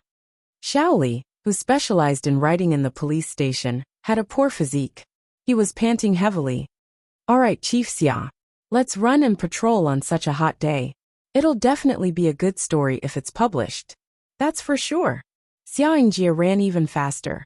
He thought to himself, the last time I ran this fast was when I was the leader of the Key Case Investigation Unit more than 10 years ago, right? Sure enough, people were forced to be like this. If he hadn't made this trip today, he wouldn't have known that his heart was still young. How could the big-bellied Zhuo Wei catch up to Xia Yingjie's group? He could only watch helplessly as the reinforcements he had painstakingly gathered disappeared without a trace. His mind was in a complete mess. Zhuo Wei stood in the hotel parking lot, panting, holding his minibus. He tried to call Xia Yingjie, but the voice on the other side was also out of breath. Let me tell you, surnamed Zhuo, I can't take care of this mess of yours. Don't King come looking for me again. What happened, Shirlai? Wasn't Chen Guang just a small-time celebrity? I know he won a case before, but that's because Su Lijing wasn't clean, right? Our case is different. Even if Chen Guang has some background, doesn't he still have to follow the law? Don't talk to me about the law. All right, that's all I have to say. If you want to listen, then listen. If you don't, then forget it. We've been in the Jianghu for a long time. Farewell. After that, Xia Yingjie hung up. Zhuo Wei called again, and sure enough, he had been blacklisted. Boss, what should we do now? Boss, my hand hurts. It's almost useless. I want to go to the hospital. Gongzi was still howling. Zhuo Wei threw his phone fiercely. F***CK. I don't believe it. Should we still call the police? No, send Gongzi to the hospital first. I have to think about this at length. The more daring a person is, the more productive he will be. I don't believe that Chen Guang has connections with the heavens. We'll talk about it later. Forget it. Let's go back tonight and see how the situation goes. If there's really someone with connections with the heavens, we'll stop. If there's no movement, we'll go all out. Zhuo Wei was also determined. Jin Shiyue should know that we've caused such a ruckus. If there's any movement, it can only be the heavenly Jin Shiyue. If there's no movement, it means that the family isn't satisfied with Chen Guang as Jin Shiyue's boyfriend. What we're doing might even go along with their wishes. I, Zhuo Wei, have lived my entire life in fear. I'm betting on this. If I win, I'll be successful and famous. If I lose, I'll suffer a crushing defeat. I'm China's #1 paparazzi. Apui, China's #1 entertainment reporter. No one in the entertainment industry dares to treat me like this. I can't take this lying down. Standing in front of the elevator on the 15th floor of the newly constructed Lida Tower, in the heart of Wujing CBD, Tang Ying was still a little worried as she asked Chen Guang, Are you sure we don't need to worry about Zhuo Wei? I just asked a good friend of mine about him. They all said that he's very difficult to deal with. If he sets his sights on you, he won't let it go easily. Chen Guang curled his lips nonchalantly. It's fine. Good words mean fame. Bad words mean fame too. If he wants to stir up trouble, I'll just treat it as him helping me create hype. But it's not a good thing he's creating hype, right? What if he really sends people to tail you every day? It'll be quite a headache, won't it? You're not someone to be trifled with. Wu Tong told me before that she caught you and your female classmate at a hotel getting a room together. Tang Ying was very knowledgeable. Chen Guang hurriedly cleared himself. There's nothing going on between me and Sun Xiaoxuan. It was a special situation that day. There's nothing strange going on. I'm not going to take the blame for this. Forget it. Anyway, it's impossible for a company as big as ours to just let a paparazzi smear our reputation. It's completely justified. If he really dares to say something groundless to smear your reputation, we won't just sit and wait for death. See if you're satisfied with the office location. They're almost ready to sign the contract. Originally, I didn't want such a large space, but Xiaokai insisted on making the office a little bigger to make it look more imposing. Tang Ying and Chen Guang followed the marketing manager sent by the Tang Jia Foundation. Actually, this was supposed to be the administrative department's Yu Hong's job, but he had already gone home to rest. Chen Guang walked in and looked left and right. His nose was filled with the smell of the newly renovated office. The spacious hall had already been set up with rows of desks and cubicles. The total area of the office was about 400 square meters. It looked imposing and grand, although it wasn't as impressive as when Chen Guang went to the Tianjin Energy headquarters in Yanjing. For a startup company, this should be impressive enough. Actually, the office location should have been Chen Guang's responsibility, but Tang Xiaokai considered that the old men in Yanjing were urging him to do it quickly. The sooner the better. He even wanted Chen Guang to sit in the office the next day and instruct dozens of people to squander, no, work hard. Therefore, when Tang Xiaokai had decided on this matter yesterday, he had contacted the owner of the Lida building through his friend. The newly built Lida building had already been rented out more than 90% of the time. The only office space left was the 15th floor. Originally, this entire floor was reserved for Tang Xiaokai's friend, but after some discussion, the owner gave him face and rented about 1/5 of the floor to the newly established Tianguang brokerage. As for the remaining 1,600 square meters of office space on this floor, they would probably have to split it up and continue to rent it out. Just for this matter, Tang Xiaokai had done a huge favor by snatching his friend's newly renovated office space and bringing a lot of trouble to the owner of the Lida building. The other party also saw that Tang Xiaokai was doing well in the overseas investment industry and hoped that they could work together in the future. That was why they gave him face. On the other side, Chen Guang didn't reply to Tang Ying. Instead, he continued walking in. The 400 square meter office hall sounded big, but in fact, it didn't take long to reach the end. He pushed open the chairman's office door and walked on the wooden floorboards. He stood in front of the huge floor-to-ceiling glass and looked down. Below him was the spacious 8-lane Wujing South Road. Cars came and went, and there was an endless stream of people by the roadside. How is it? Are you satisfied with the place? Tang Ying's heart ached for the money, but she also felt sorry for her brother. You don't know how many favors Xiaokai has done for this place. Originally, his buddy rented this entire floor, but now that we've split it up, his buddy can't use this place anymore. The problem is that the owner of the Lida building has to rent out the other parts of this floor. I don't know how Xiaokai negotiated with them, but it's quite troublesome. We have to do a good job. It's 130 million. The Tang Jia Fund doesn't just belong to the Tang family. We have to answer to the other shareholders. Chen Guang took a deep breath, turned around, and grabbed her shoulders with both hands. That's right. Sister Tang Ying. Let's do a big job. Tang Ying was startled by his sudden passion, and her face turned red. Huh? What? Here. That's not quite. All right.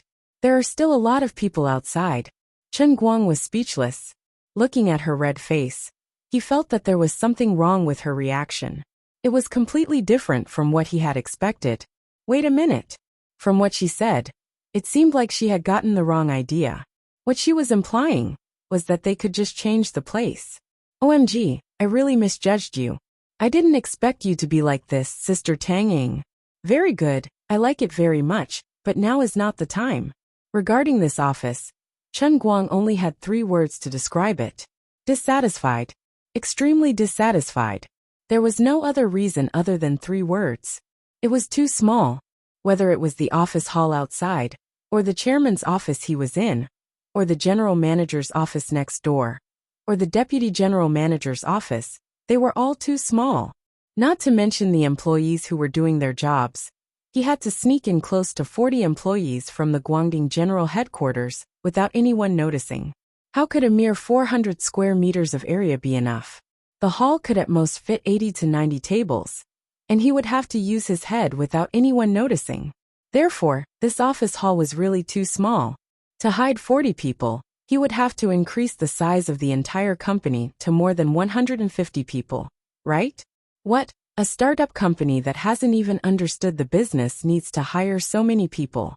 Isn't that courting death? Going bankrupt at any moment? Stop joking. The old man had $20 million in his pocket, which was $130 million waiting to be spent. Cost control? Sorry, the wind is too strong, I can't hear you clearly. Also, what is this chairman's office? A 5x5 glass cubicle and it's done? It doesn't even have a bedroom, a massage chair, or an indoor golf course. How can I face myself? Who wants an unlucky glass cubicle? The employees outside can look up and see what I'm doing inside. How am I going to fight in my office? How am I going to carry out my work? How am I going to realize the value of my life? This kind of office conditions is completely inconsistent with the prodigal style that the elders have set for me. The old man's office must be at least 100 square meters. It must be an office with echoes when you sing outside. It must be soundproof, and the people outside won't be able to see what I'm doing inside. My desk must be a large curved round gold-rimmed Jinan wood. After carefully considering the price of the gold-rimmed Jinan wood, Chen Guang silently changed the material of the desk to mahogany. Such a large piece of gold-rimmed Jinan wood could probably be used to make a car full of beads. In addition, the lounge behind him must also be 50 square meters. It must have a super large soft bed that can lie 7 or 8 people at the same time. If necessary, it must have an electric massage function. As for the waterbed, forget it, that's too wretched. Then, he would hire 17 or 18 young and beautiful secretaries. From then on, the secretaries would do all the work. Chen Guang's mind had completely gone astray. He couldn't help but show a very lascivious smile on his face, which scared Tang Ying, who was being held by his hands on her shoulders. Hey, what are you thinking in your head, you silly guy? Tang Ying blushed. She raised her hand and ruthlessly flicked his head. Chen Guang came back to his senses from the pain. He hurriedly let go of his hand and held his head. I was just blinded by the passion of entrepreneurship. That's not what I meant. Tang Ying glared at him. The blush on her face showed no signs of subsiding. Don't pretend in front of me. Do you think I don't know you? I can even clearly remember how many folds there are on your bad guy. Touch your collar. It's all wet from your saliva. I really don't know what's going on in your head. Count it as my bad luck to meet you. Come with me. Tang Ying came up and pulled on Chen Guang's sleeve. Chen Guang was confused. Where to? Anyway, just to take a look at the office. Now let's find a place with no one around. I'm telling you, I'll only use my hands. You can't tell Lady Tong.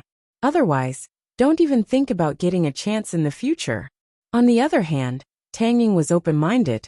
In the past, she treated Chen Guang as a patient with a weak kidney, and it wasn't the first or second time that she fell into his trap. Although she knew that he wasn't sick, she didn't feel any obstruction in her heart. Thinking back to when she was in school, she and Wu Tong would sneak around at home and watch movies by themselves. Their faces would turn red, and their hearts would race. She was actually a little excited. Tang Ying thought to herself, don't laugh at me. I've been single for more than 20 years. Isn't it tough for a beautiful lady like me? The most annoying thing was that based on the current situation, she probably wouldn't be able to get married for the next 8 to 10 years. Her days were long. So what if she had a handsome younger brother to take advantage of him? Sister Ying, we can't leave yet. Chen Guang's heart ached. He didn't expect Tang Ying to be so bold. But now that there was an important matter at the office, he couldn't delay it. If he didn't change his mind, he would have to sign the contract. Why? Are you sick of it? Tang Ying stared at him. Chen Guang quickly shook his head and said loudly, no, absolutely not. It's just that this office won't do. Let's go find Li Da's boss. I want to rent the entire floor. What? Are you crazy? Tang Ying was shocked. Do you know how much it costs a year to rent an entire floor? I just did the math. It's 4 million. What's wrong? Don't we have 130 million? Chen Guang didn't expect Tang Ying to have such a big objection. It seemed that she was quite thrifty. But we don't need such a large area. Our company only signed you. We don't have any other artists. We don't even know the direction of our business. Why do we need such a large area? Even if we have money, we can't fool around like this, right? Tang Ying didn't even accept an office of 400 square meters. It was Tang Xiaokai who insisted on it. Now, she couldn't stand Chen Guang's attitude of renting the entire floor. Their argument in the office attracted the employees of the Tang Jie Foundation. Chen Guang first looked at the managers of Tianguang Brokerage, who had made reservations with blank faces. These people had obviously been abandoned by Tang Xiaokai and had come with the mentality of a lost future. Chen Guang looked at Tang Ying, who was very anxious and opposed to his squandering. He took a deep breath and his eyes lit up. It was time to show the old man's trick. He didn't need to practice it. He knew it when he was born. All these years, the immoral and incompetent old man had relied on this trick to get to where he was. Chapter 6:12. Sister Tang Ying. Do you want me to make a career out of the 130 million yuan Xiaokai gave me? Or just sit and eat it away? Chen Guang took a deep breath and said softly, but his tone was very firm. Tang Ying said without hesitation, "This is an investment. Of course it has to be profitable. You can't eat away that much money in your lifetime." Chen Guang smiled. "Yes, although I don't know Xiaokai's character very well, I know he's a famous investment guru in Europe and America. Although not every investment can make a big profit, I believe that since he chose to bet so much money on me, and my shares are as high as 50%, it's basically equivalent to him giving me 10 million US dollars. No matter what he says, I believe that as a businessman, no matter what he says, it's all about making money." It was rare for Tang Ying to see Chen Guang so serious, and she was stunned for a moment. Her mind no longer thought about Chen Guang renting the whole floor. She herself did not know much about business. Although she was a genius in the medical field, she specialized in different fields. When it came to investment management and even business, Tang Ying was a complete layman. This time, she had forced herself to do it, and forced herself to do it. Now, after being fooled by Chen Guang, Tang Ying suddenly saw the light. Yes, it was her first impression. With my brother's intelligence, why would he do something like that just for my sake? And this is not a small amount. He must have his own considerations. Otherwise he wouldn't be able to convince himself and the other investors. Could it be that I'm too conservative and underestimated the power of the internet celebrity economy? Is Chen Guang really worth that much money? With his current fame, could he really make a name for himself on the platform of Tianguang Brokerage, which Xiaokai had built for him, with 130 million yuan? Once Tang Ying began to doubt herself, Chen Guang's next trick would be easy. Striking while the iron was hot, Chen Guang immediately added, "Yes, Sister Tang Ying, it's just as you imagined. The me today is no longer the me of the past. The person standing in front of you right now is the super internet celebrity, who is almost at the top of the domestic internet celebrity circle. Brother Almighty, I have more than 13 million fans on Weibo, and any random post on Weibo would get more than 100,000 shares and comments. I've reached 3 million subscribers on Bamboo Live, and the number of online viewers will quickly exceed 1 million at any time. I know it's pretty impressive, but I don't think it's worth much. Don't some celebrities have tens of millions of fans?" Tang Ying was still confused. Chen Guang counted with his fingers. "Let me put it this way. I don't seem to have as many fans as other celebrities, but you have to know that I've never made a zombie fan before. All of my fans have slowly grown through my activities. They're real people, and it's the same for the subscribers in my live broadcast room. Take our Dachuan province's Dachuan satellite TV station as an example. They usually broadcast a trump card program with high ratings, and if they can achieve a rating of 2.0%, they'd be thanking the gods. What does a rating of 2.0% mean? At most, it's just a few million viewers. But my live broadcast room has more than 1 million viewers when it starts broadcasting. If I post something on Weibo, Even if it's I ate 3 buns this morning. At least millions of people will see these 3 buns when they're scrolling through Weibo. In addition, the loyalty of my audience and fans is far higher than that of a TV station like Dachuan Satellite TV. The influence of my brother Allrounder's identity as an internet celebrity is actually not that far off from a provincial TV station. Now, do you still think that the internet celebrity economy is really a bubble?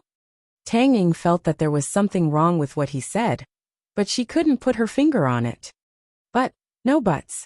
Currently, the entire world of live broadcasting and internet celebrities may be a little impetuous, or maybe there's a lot of hype involved, but I'm different.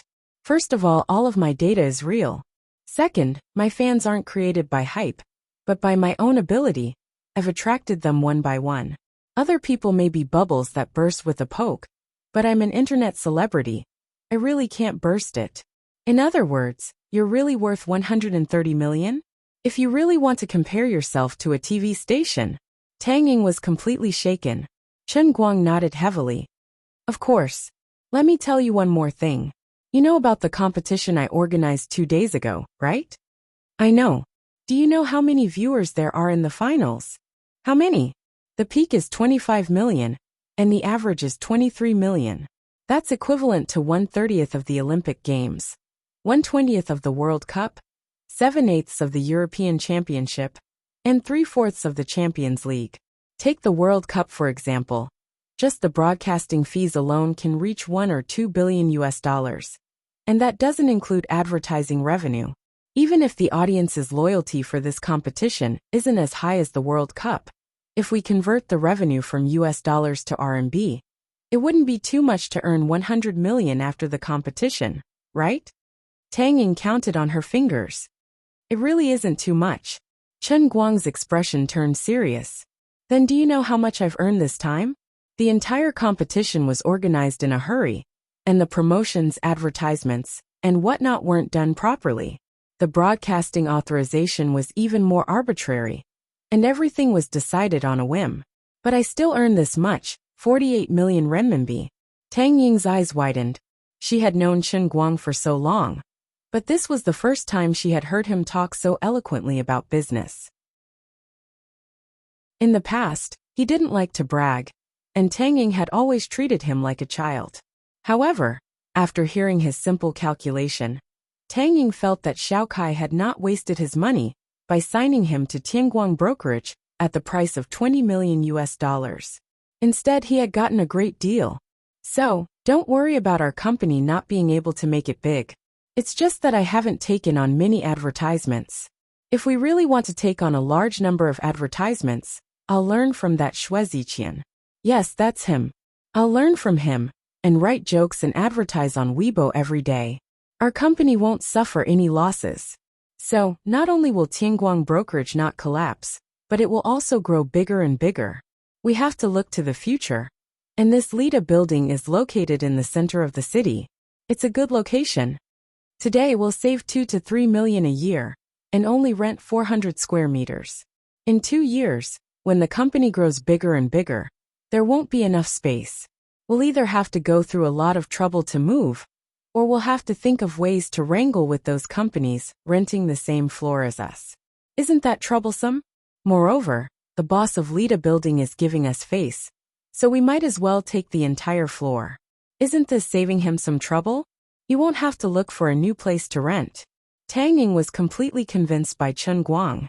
What you said makes sense.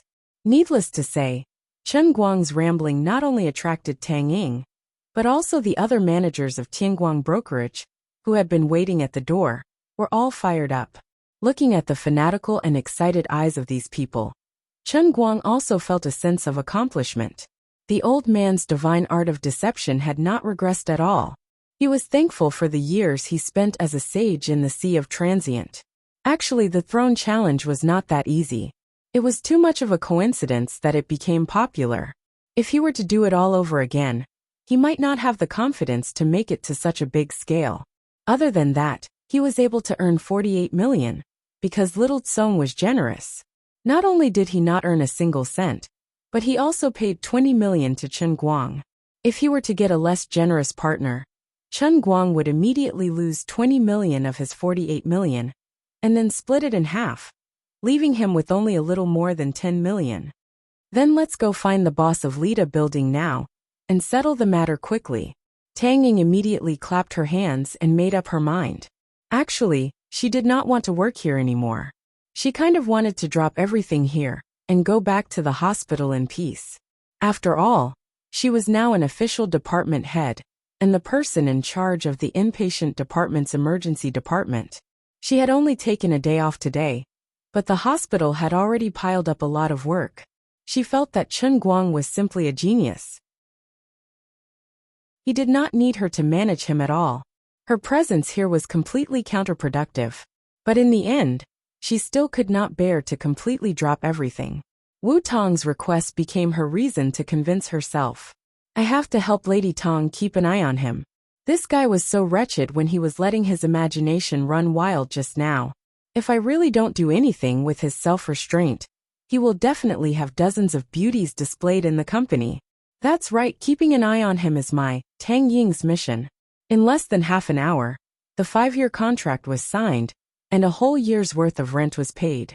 The 15th floor of the Lida Building, located in the second section of Rinnan Road, belonged to Tianguang Brokerage. There was still work to be done today. The company still had to hire people, and the office had to be rearranged. But Tang Ying did not care about these things. She rushed back to the hospital happily. On the way she called Tang Xiaokai. Across the ocean, Tang Xiaokai heard Tang Ying repeat the words that Chen Guang had just tricked her with a smile. Little brother, let me tell you, Chen Guang really can't be judged by his appearance, and the sea can't be measured with a pail.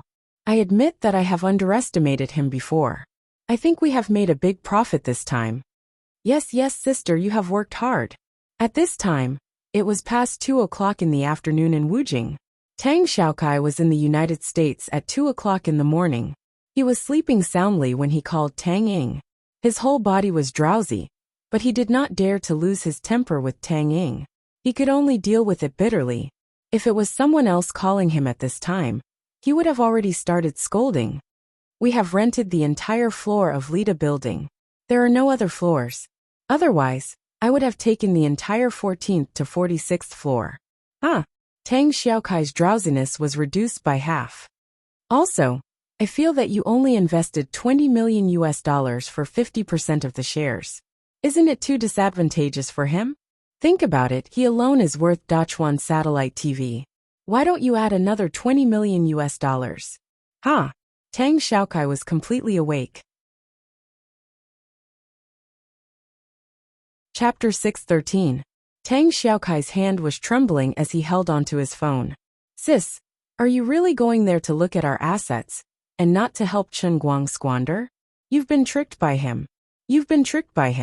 Why didn't I realize in the past that the honest and kind bro Chen Guang is actually so black-bellied deep down? Sis, that's not how things are done. He's quite famous now, and his Weibo is quite popular too.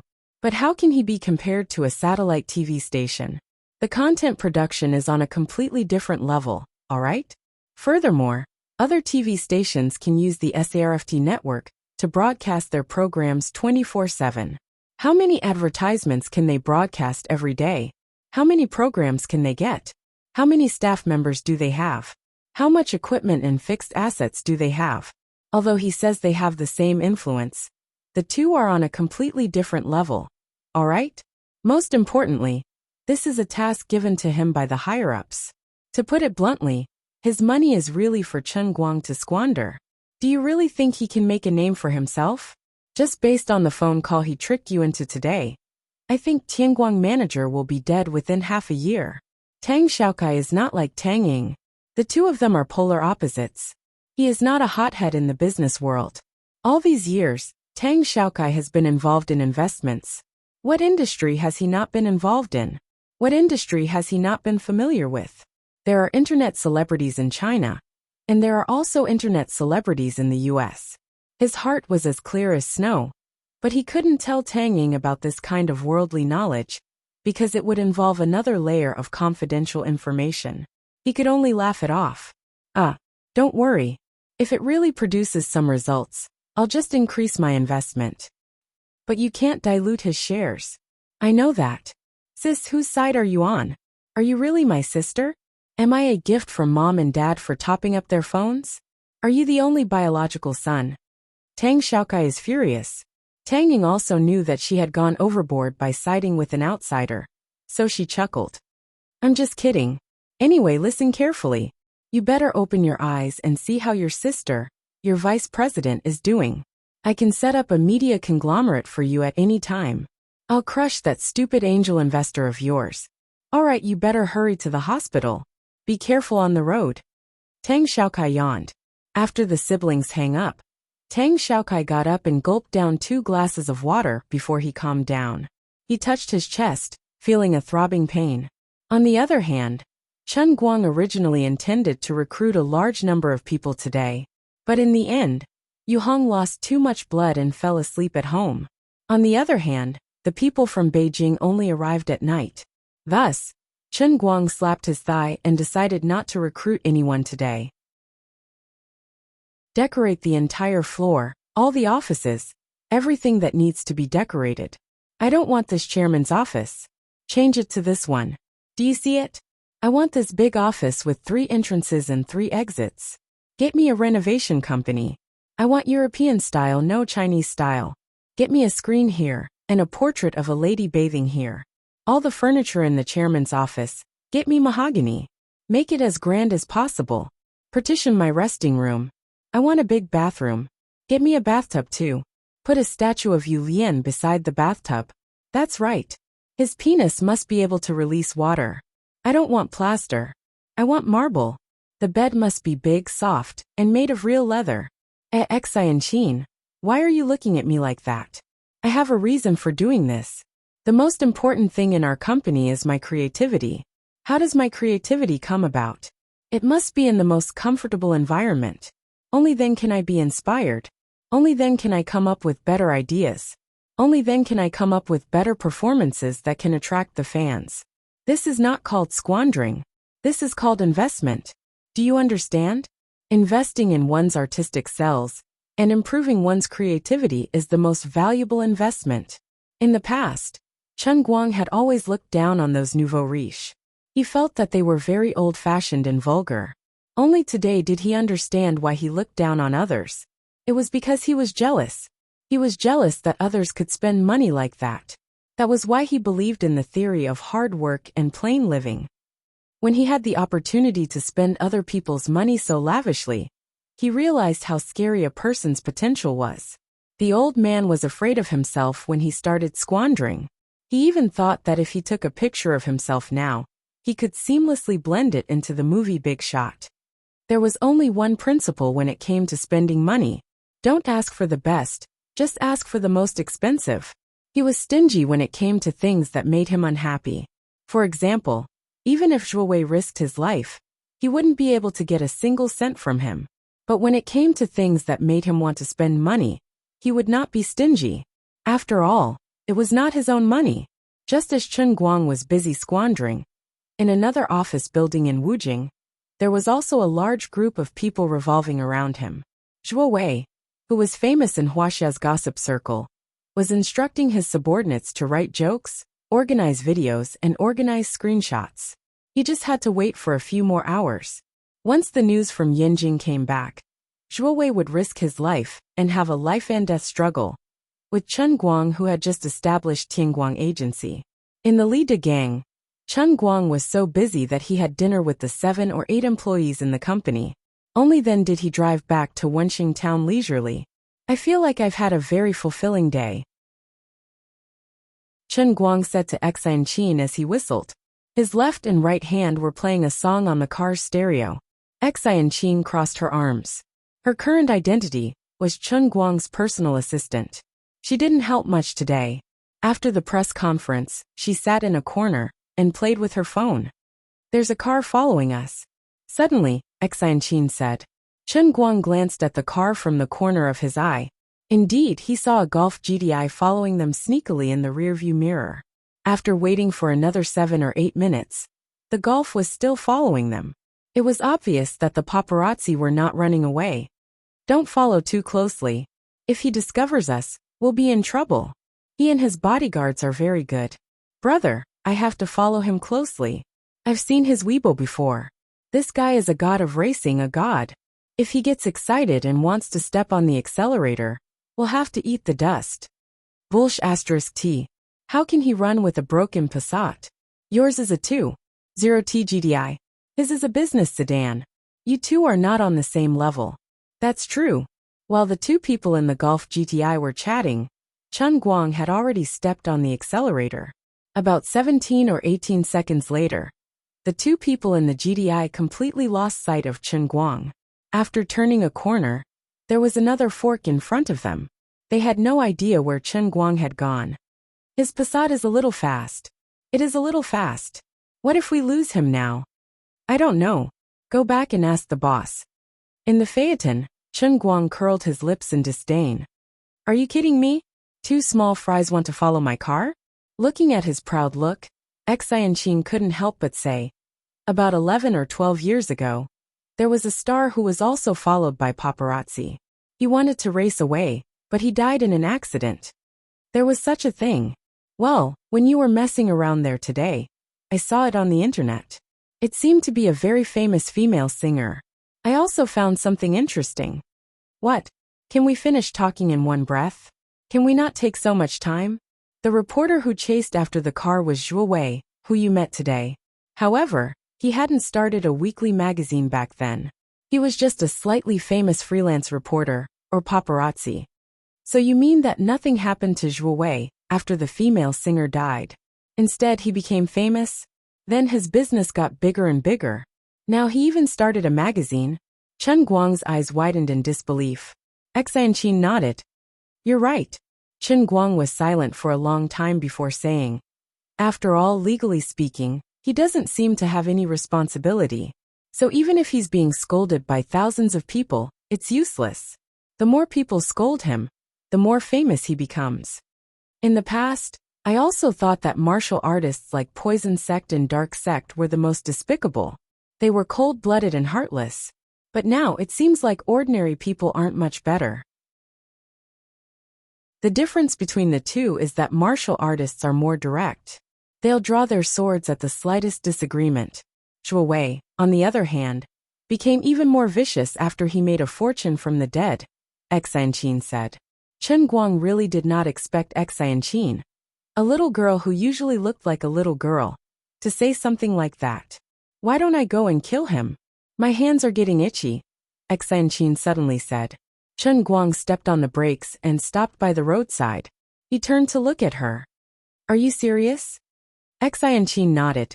I'm serious. But I don't agree. Why? The reason why we want to replace the Special Affairs Bureau with our Guangding General Bureau, and the reason why I want to deal with Poison Sect and Dark Sect with Wenwen, is because I'm sick of the situation where martial artists are above ordinary people. So we can't become like that. Xianqin tilted her head and looked at Chen Guang, her big eyes sparkling. Chen Guang patted her head. That's right, especially you, because you're my deputy director. Even if someone wants to kill Zhuo Wei, only I can do it. Do you understand? Xianqin vaguely understood, but she did not really understand it. However, she was willing to listen to what Chen Guang had to say. After returning home, Chen Guang scrolled through Weibo in boredom. He first posted the official press release sent by Tianguang Agency's staff, and used his Weibo account to announce the establishment of his company. After that, he interacted with his fans in the comments section, and chatted about random things. The fans in the comments section had their own opinions on the establishment of his company. There were two sides to their views. Some people were cheering and saying that Brother Allrounder had finally made it to the next level. From an unorthodox internet celebrity who fought alone, he now had a team of his own. In the future, he would definitely be able to produce better videos or achieve better results. However, there were also some fans or haters who pretended to be fans. They criticized Brother Allrounder on Weibo, saying that he was no longer pure and had become a cliché. He only thought about making money when he started a company. If it were in the past, Chen Guang would definitely have a good argument with these haters. However, now that he had experienced a lot, he was used to it. There were too many comments on Weibo, and he really could not manage them all. As long as the old man was happy, it was fine. Of course, he only replied to the real fans' comments. If they were really bad, he would directly and permanently ban them. Suddenly, at around 9 o'clock at night, a bunch of new comments appeared. Chen Guang's pupils shrank. Zhou Wei really could not hold it in. Chapter 614. Expose the true face of the almighty Superman, Chen Guang. Discuss how a vulgar, violent, uncultured, and lacking in public morality quickly became popular on the internet. Behind the impetuous economy of the internet celebrity hides a team of hype without a bottom line. Interview Chen Guang's classmates at Gokyo University. What kind of person is Chen Guang? Skipping classes, fighting, hitting classmates, hitting teachers, and playing with girls' feelings. This kind of person is your almighty brother. Rich second-generation Chen Guang's so-called grassroots counterattack road. Local tycoons do black-hearted business, causing more than 100 people to suffer food poisoning. Now he is still at large. Detailed analysis of all the fake recordings of the almighty Superman so far. Xiangjiang's racing god is someone else, not Chen Guang himself. Deceived Jin Shiyue and Chen Guang put on a bad show. Beijing's left and right-hand concert. Chen Guang's piano performance was fully revealed. Played the recording and pretended to play it himself. Shameless to the extreme. A new skill after lip-syncing fake bullet. Bribed world championship referee, ugly darts show. Inside the Throne Challenge. Professional players tell you how Chen Guang makes people become his actors. How low can a person go in order to be famous? This series of comments appeared almost at the same time, and all of them were posted by different IDs. In just a few seconds, they dominated Chen Guang's entire comment section, and there was no time to delete or ban them. Behind every comment, there was a link to Zhou Wei's carefully crafted article. On the other side, Xianqin, who was fiddling with her laptop, was so angry that she slammed the table. Nonsense! These bastards! Chen Guang turned his head and found that she was browsing the portal website. In just a short while, the same news appeared on many portal websites. Although it was not in bold and red headlines, the negative reports that appeared swept the front page of the portal website like a tsunami. It was impossible not to see it. The scene suddenly became a little ridiculous. The headline in bold and red was the announcement of the establishment of Tianguang Agency. Inside was the company's vision, carefully crafted by the company's clerk. In the future, they would definitely contribute better content and IP to everyone. But under the headlines were a bunch of groundless scandals. Zhou Wei, who had dominated the gossip and Vanity Fair for more than a decade, was always aggressive when he made his move. Apart from that, on the Weibo platform, he refreshed it slightly and instantly saw a lot of VIPs and well-known media reposting and commenting on these scandals. Even if he did not follow these people, it did not matter. Zhou Wei had obviously spent money to buy topics. As long as it was reposted, it would become a trending topic and appear in the Weibo of those he did not follow. This was a sudden, organized, premeditated, and all-out attack on him. Chen Guang leaned back in his chair. This grandson is really daring. I'm going to kill them now. He's slandering you without any foundation. This is too much. Xianqin slammed the table and stood up abruptly. Chen Guang did not stop her. He just sat in his chair and stared at her. It was enough to persuade her once. If she wanted to go, it was her own decision. He could not stop her. Xianqin had always thought of herself as a strong-willed person. After all, in the Thousand Despair sect, she had always been the grand senior sister, who was second only to her master. However, after looking at him for a while, she felt a little diffident and did not dare to look into his eyes. She did not know what was wrong with her. Why should she be afraid of him? He can't beat me at all. But in the end, she still sat down, feeling wronged. I won't go. Don't look at me like that. I'm scared. Chen Guang walked up to her. That's right. That's a good girl. Don't worry. What's fake can't be real. His scandals may seem impressive, but they can't stand up to scrutiny. I won't just sit back and do nothing. But at this point, he can do whatever he wants. It doesn't matter. Just like I said, It doesn't matter if it's positive or negative. The more he slanders now, the more obvious the positive effect will be when we refute his scandals one by one. If you don't slap my butt, your image will be even more impressive. Oh my, that's strange. Little Xian Chin, there seems to be a magnet on your butt. My hand is being sucked in. I can't control it at all.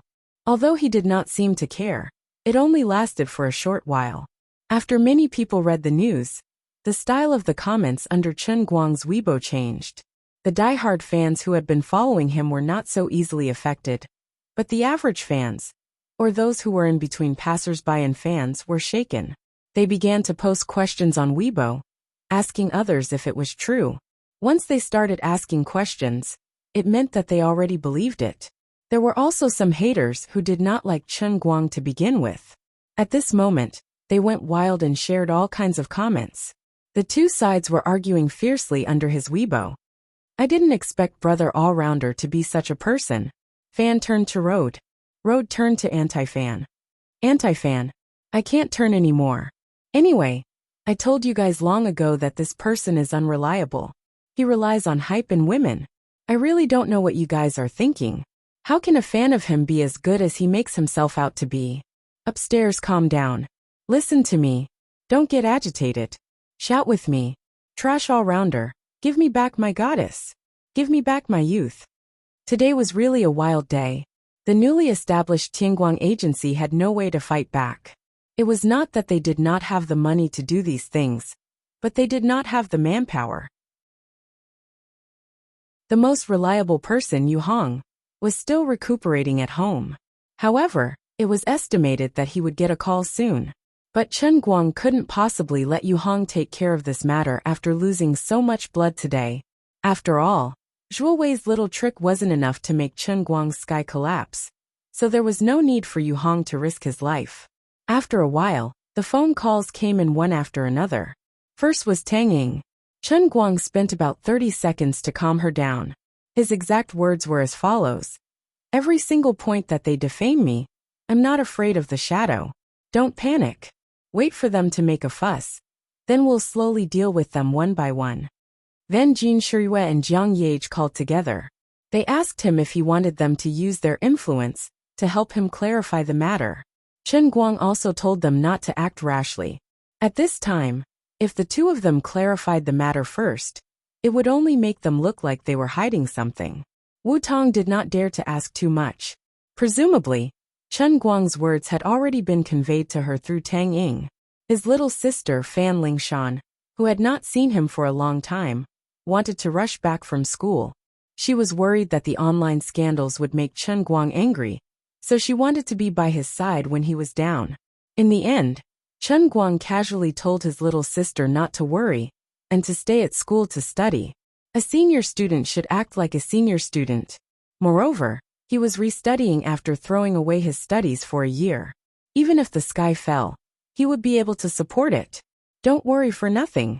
Lu Fei also called and asked Chen Guang if he needed her to ask the public relations team of Lu Chemical for help. However, Chen Guang rejected her suggestion. This was his own matter. Lu Fei wanted to help out, but there was really no need to pull her family's company's team out. Besides, Lu Chemical was good at public relations, such as pollution, and not entertainment news. It didn't seem very professional. The conversation between the two was as follows. Listen to me. Our Lu Chemical's public relations is really super strong. Black can also be turned into white. Stinky gutters can be blown into pure water. Your little thing can be done in minutes. Don't worry, let me try first. I owe you too much, and it's not easy to pay back your family. Wait, what did you just say? Stinky gutters can be blown into pure water? This kind of words in front of me, who is studying environmental protection, and is determined to live a good life. Are you really a man? Bah! You can be smug. Goodbye. If you really can't handle it, remember to call me. Lu Fei slammed down the phone. When Chen Guang finally finished the phone call and settled down, it was about 10 o'clock. The quarrel under his Weibo had not stopped. The basket of scandals thrown out by Zhuo Wei, and his 8 weekly was still fermenting and continuing to erupt. Under Weibo, more and more people turned to hate, and even many fans who unfollowed him appeared. Chen Guang snorted disdainfully at those foolish people who were easily deceived. In fact, there were already technical geek fans who helped to explain and clarify on his Weibo. But under the attack of the internet water army, and some real haters, these technical geek fans' defense and evidence were a little weak and powerless. No matter what they said, it would be quickly suppressed by the haters and water army. Xianqin was more distressed than Chen Guang himself. Now her national darts league was tied to Chen Guang, and Chen Guang's reputation was damaged, which would inevitably lead to the decline of the influence of the National Darts League. She was also anxious. With a depressed mood, Xianqin walked to the window and looked up at the sky, feeling quite helpless. Suddenly her eyes flashed, and then she sat back in the chair quietly, turned to Chen Guang and said, "Someone in the opposite building is taking pictures of us. It should be with a high-powered telescope." F***CK, Zhua is a professional. He found our place so quickly. Chen Guang finally had a new understanding of Zhua Wei's efficiency. Sure enough, hearing about him was not as good as meeting him in person. The title of China's #1 paparazzi was not for nothing. He's a little bold. He even took pictures of my house. Chen Guang narrowed his eyes again. Recently, he had read a lot of novels, and it was said that powerful people would squint their eyes when they were angry. He heard that there was a mysterious domineering aura. He tried it a few times today, and the effect was good. "What do we do now?" Xianqin asked. Chen Guang squeezed a smile on his face and stretched. "We've been busy all day. Let's go out for some barbecue." Xianqin understood and said, "I kind of want to eat meat." They changed their shoes, opened the door, and went downstairs. "Brother Huang, I'm not bragging, but in this generation of Wenxingzhen, ever since Scarface and Glasses Wu fell, I, Brother Blackface, have the final say. Who is the person you guys are watching? Why are you acting so mysterious?" In the room, a burly dark-faced man wearing a black singlet was sitting on the sofa with his legs crossed. He was happily gnawing on a chicken drumstick in his hand. This person, whom he addressed as Brother Huang, was Zhua Wei's right-hand man. Within 8 Weekly, he was known as Mad Dog Huang. Mad Dog Huang had a few strengths. He could fight, squat, slap, and run when he was discovered. If he could not run, he would turn back and fight. Ordinary bodyguards were no match for him. In recent years, Zhua Wei rarely went out personally, and Mad Dog Huang was one of the most troublesome paparazzi in the industry. Other than Mad Dog Huang and Brother Blackface, there were another 11 or 12 people in the room. 2 of them were employees of 8 Weekly, and the remaining 9 were Wenxingzhen's local tyrants. Recently, Wenxing Town's Deputy Commissioner Wu Tong, who was especially tough, had been transferred away.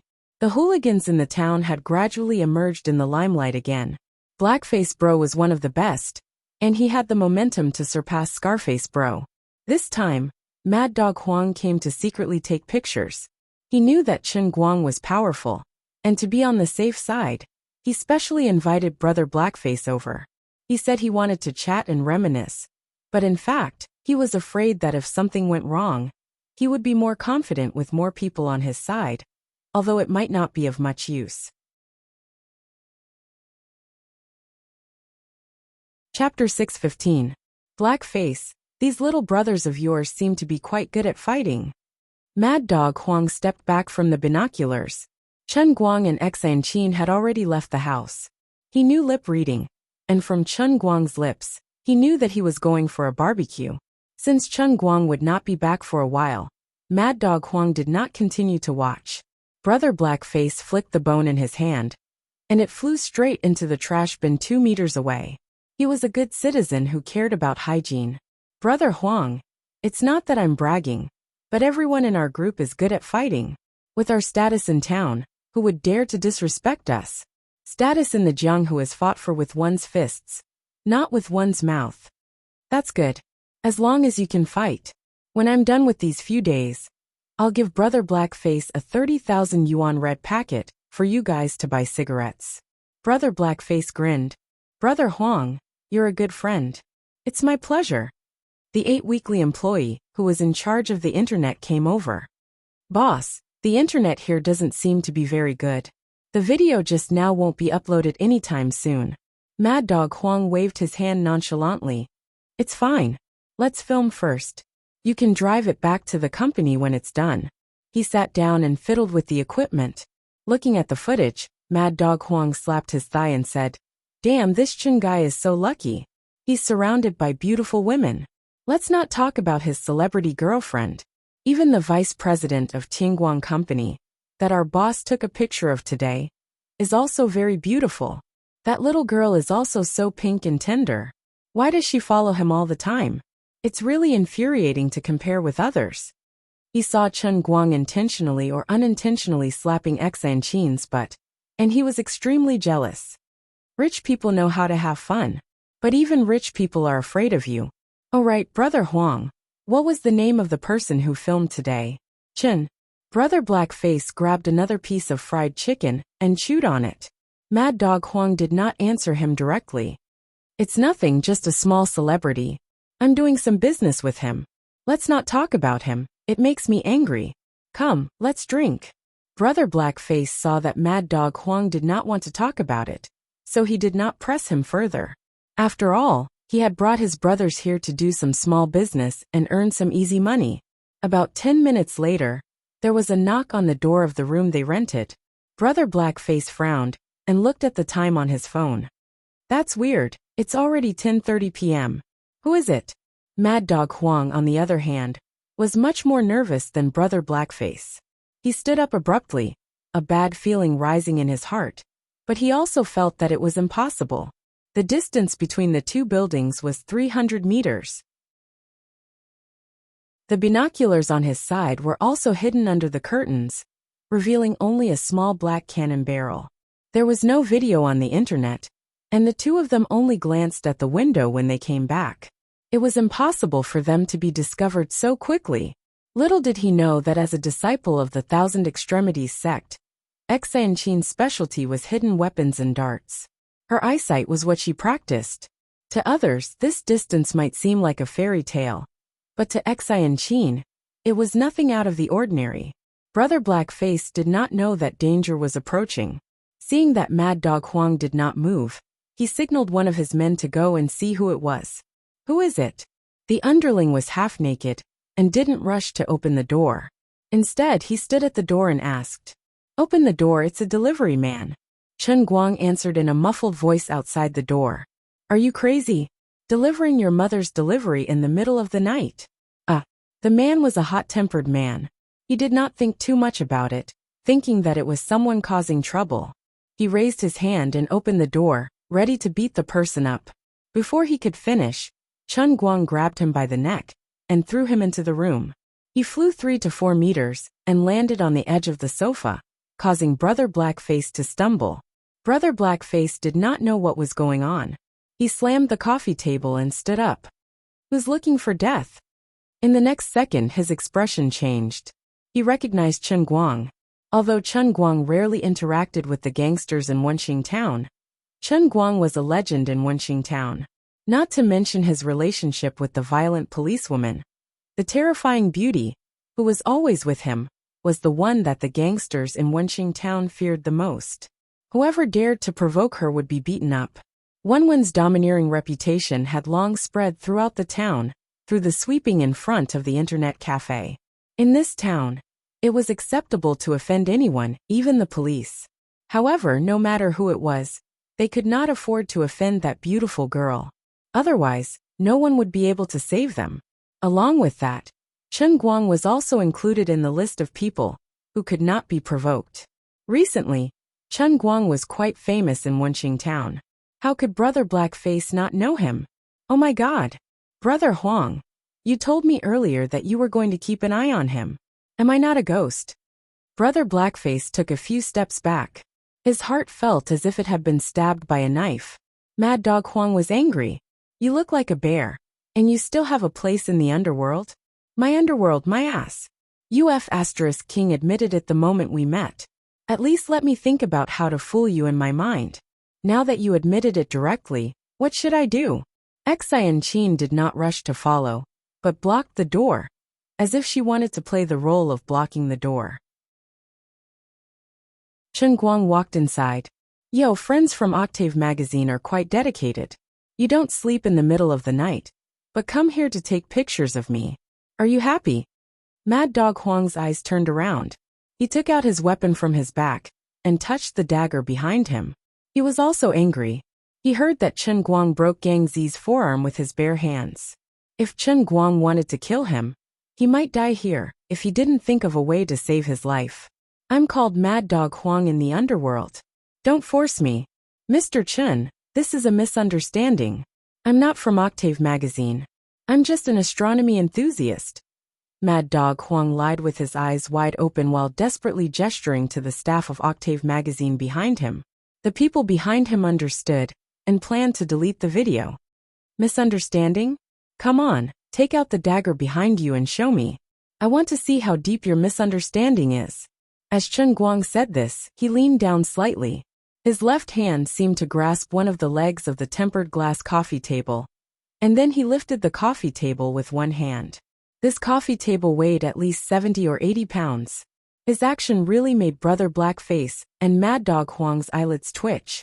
Brother Blackface wanted to cry. Didn't they say that the girl next to him was very good at fighting? How come he didn't seem to be much worse? I'll F** King kill you. From the beginning to the end, Chen Guang didn't show the slightest bit of kindness. Mad Dog Huang finally lost control. His mind went crazy, and he pulled out his dagger. Brother Blackface, why the F*** are you still standing there? He has already seen us. Do you think he wants to keep the peace? You're brave, but it's useless. Chen Guang raised his hand and swung the huge glass coffee table half a circle in the air, then smashed it down on Mad Dog Huang's head. From the moment Chen Guang entered the room to the dozen or so people in the room all lying on the ground, it took less than 2 minutes. Mad Dog Huang, who annoyed celebrities but was helpless, was lying on the ground. His head was bleeding, and he was basically a dead dog. Fortunately, Chen Guang had a sense of propriety. Otherwise, he would have died countless times with the coffee table. Looking at the scene of him patting X in Chin's, but in the living room, Chen Guang's face was as dark as the bottom of a pot. The other party didn't have time to delete it. He grabbed Mad Dog Huang and placed his head in front of the computer. Tell me, did you send it out? Mad Dog Yellow was so frightened by his cold look that its legs trembled. No. Really? You have to think carefully. If I see the video outside, it's useless for me to let you go today. You'll really die later. It's not hard to find a fugitive to take your life for 10 million. You're not young anymore. You should have a family. Although it's good to earn money, you need to be alive to spend it, right? As Chen Guang spoke, he took out all the electronic devices on them and crushed them in his hands. Mad Dog Huang shook his head like a rattle drum. I really didn't. I swear. Well, consider yourself lucky. After pounding him on the ground, Chen Guang called Wang Long at the Wenxing Town branch. Now that Wu Tong had been transferred, Chen Guang only knew Wang Long at the Wenxing Town branch. Coincidentally, it was Wang Long, the newly promoted captain, who was on night shift today. Within 10 minutes, Wang Long rushed over with a group of people, huffing and puffing. My goodness, are you helping people to tear down their house? Wang Long was shocked by the messy scene in the living room when he entered. He saw Brother Blackface and his men curled up in the corner, with only their underwear left. Yo, Brother Blackface, why are you here too? What a coincidence. Brother Blackface looked like he was about to cry. Captain Wang, it's a bit of a coincidence. Brother Wang, this group of people gathered here to take pictures of me. When I came to reason with them, they even threatened me. They almost beat me to death. You have to redress my grievances. Chen Guang pulled Wang Long to redress his grievances. A group of people stared at him with wide eyes. Even Wang Long could not stand his shamelessness. F***ck. It was clearly these people on the ground, who were beaten to the point of being unable to take care of themselves. You are so thick-skinned. Your ability to lie with your eyes open is something I can never learn even in 8 lifetimes. Mad Dog Huang and Brother Blackface wanted to cry but had no tears. Brother, where did you learn this ability to make false accusations? Does your master still accept disciples? I feel like I can use it for the rest of my life, if I learn some bits and pieces. Yes, yes, detention, all of you. Brother Blackface has received a lot of complaints recently. It's time to deal with him. Kid, just blame it on your bad luck. Didn't Scarface and Glasses Wu fall into the hands of Chen Guang? You guys are not the first batch. I really hope you guys are the last. After a while, this group of people was taken away by Wang Long. Wang Long said that he would detain them. Secretly taking pictures of private matters was against the law. Wang Long patted his chest and promised. Anyway, it was within the terms of the contract. He would definitely not give them a light sentence. What? Xiao Huang has been arrested? Administrative detention for a month? Does it have to be so serious? Xiao Huang is quite reliable. It hasn't even been 2 hours. What the hell happened? In the headquarters of 8 Weekly, Zhuo Wei, who was waiting for Mad Dog Huang's good news, did not get it. Instead, he got bad news. Chapter 616. Boss, I don't know either. I heard from Brother Huang and the lawyer that he was filming in his room when Chen Guang came knocking on his door out of nowhere. He was almost beaten to death. Damn it. What the hell? Zhuo Wei slammed the phone. He was furious. He had finally heard from the higher-ups in Beijing that they had no intention of getting involved in this matter. He had sent out his top men immediately, but they had failed miserably. Boss, are we still going to continue? His confidant came up to him and asked cautiously. Zhuo Wei glared at him. Nonsense. We have already suffered such a huge loss. Xiao Huang is also involved. How can we stop? When I suffer a double loss? How am I going to survive in the entertainment industry in the future? What will others think of me? Will I still be working for the weekly magazine? F***CK. Continue to write for me. Continue to gather information for me. I will look for Boss Lu to bail him out. I don't believe that Chen Guang can be more powerful than me. He has only been in the 5 capitals for a few years. On the other hand, Chen Guang was also puzzled about something. A few days ago, when he organized the King's Challenge, Jin Shirihua had told him that the elders wanted him to do something big. That was how Tang Xiaokai came to invest in Tianguang Brokerage. Now that the company was on the rise, Zhuo Wei's reputation had been tarnished beyond recognition. Although the incident happened at 9 p.m., and the elders were probably asleep by now, it had already been more than 2 hours. With the importance the elders placed on this matter, they should have heard about it by now, right? It couldn't be that all the elders had gone to bed, right? Especially old Master Jin. Why hadn't he done anything yet? Since Jin Shirihua had asked him on the phone, old Master Jin should know everything. He looked at the clock on the wall.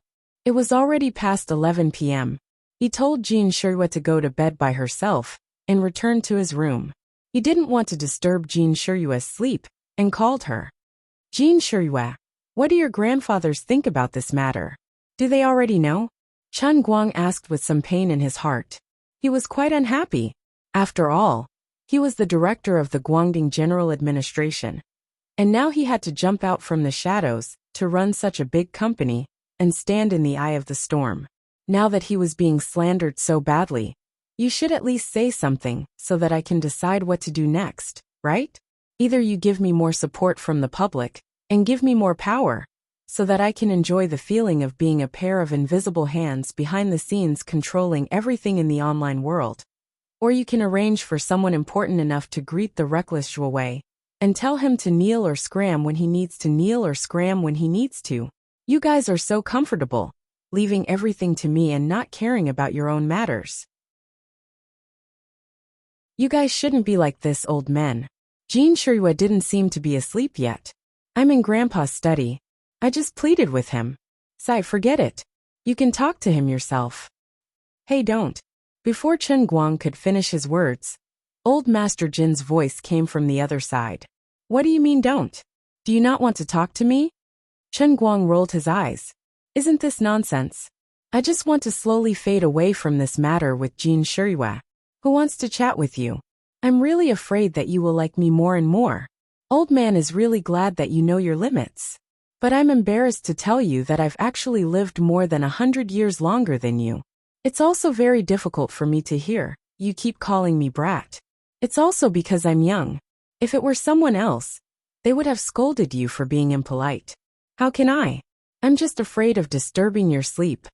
Therefore, it's natural to say things that don't mean what you mean. Although in his heart, Chen Guang was almost ridiculing old Master Jean as a little brat, he immediately spouted nonsense. No, no, no. I'm not disturbing you at all. I'm very happy now. You've done a good job, young man.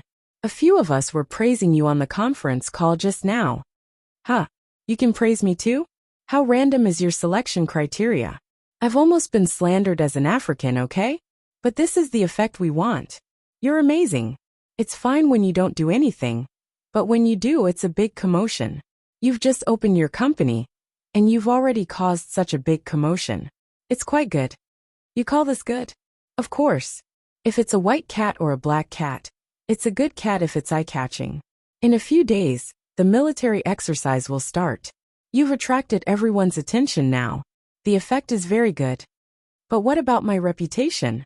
It's not a problem. It'll be fine after a while. Besides, we don't expect you to make money. You can do whatever you want. I'm just afraid of affecting Shiyue. It's not a problem.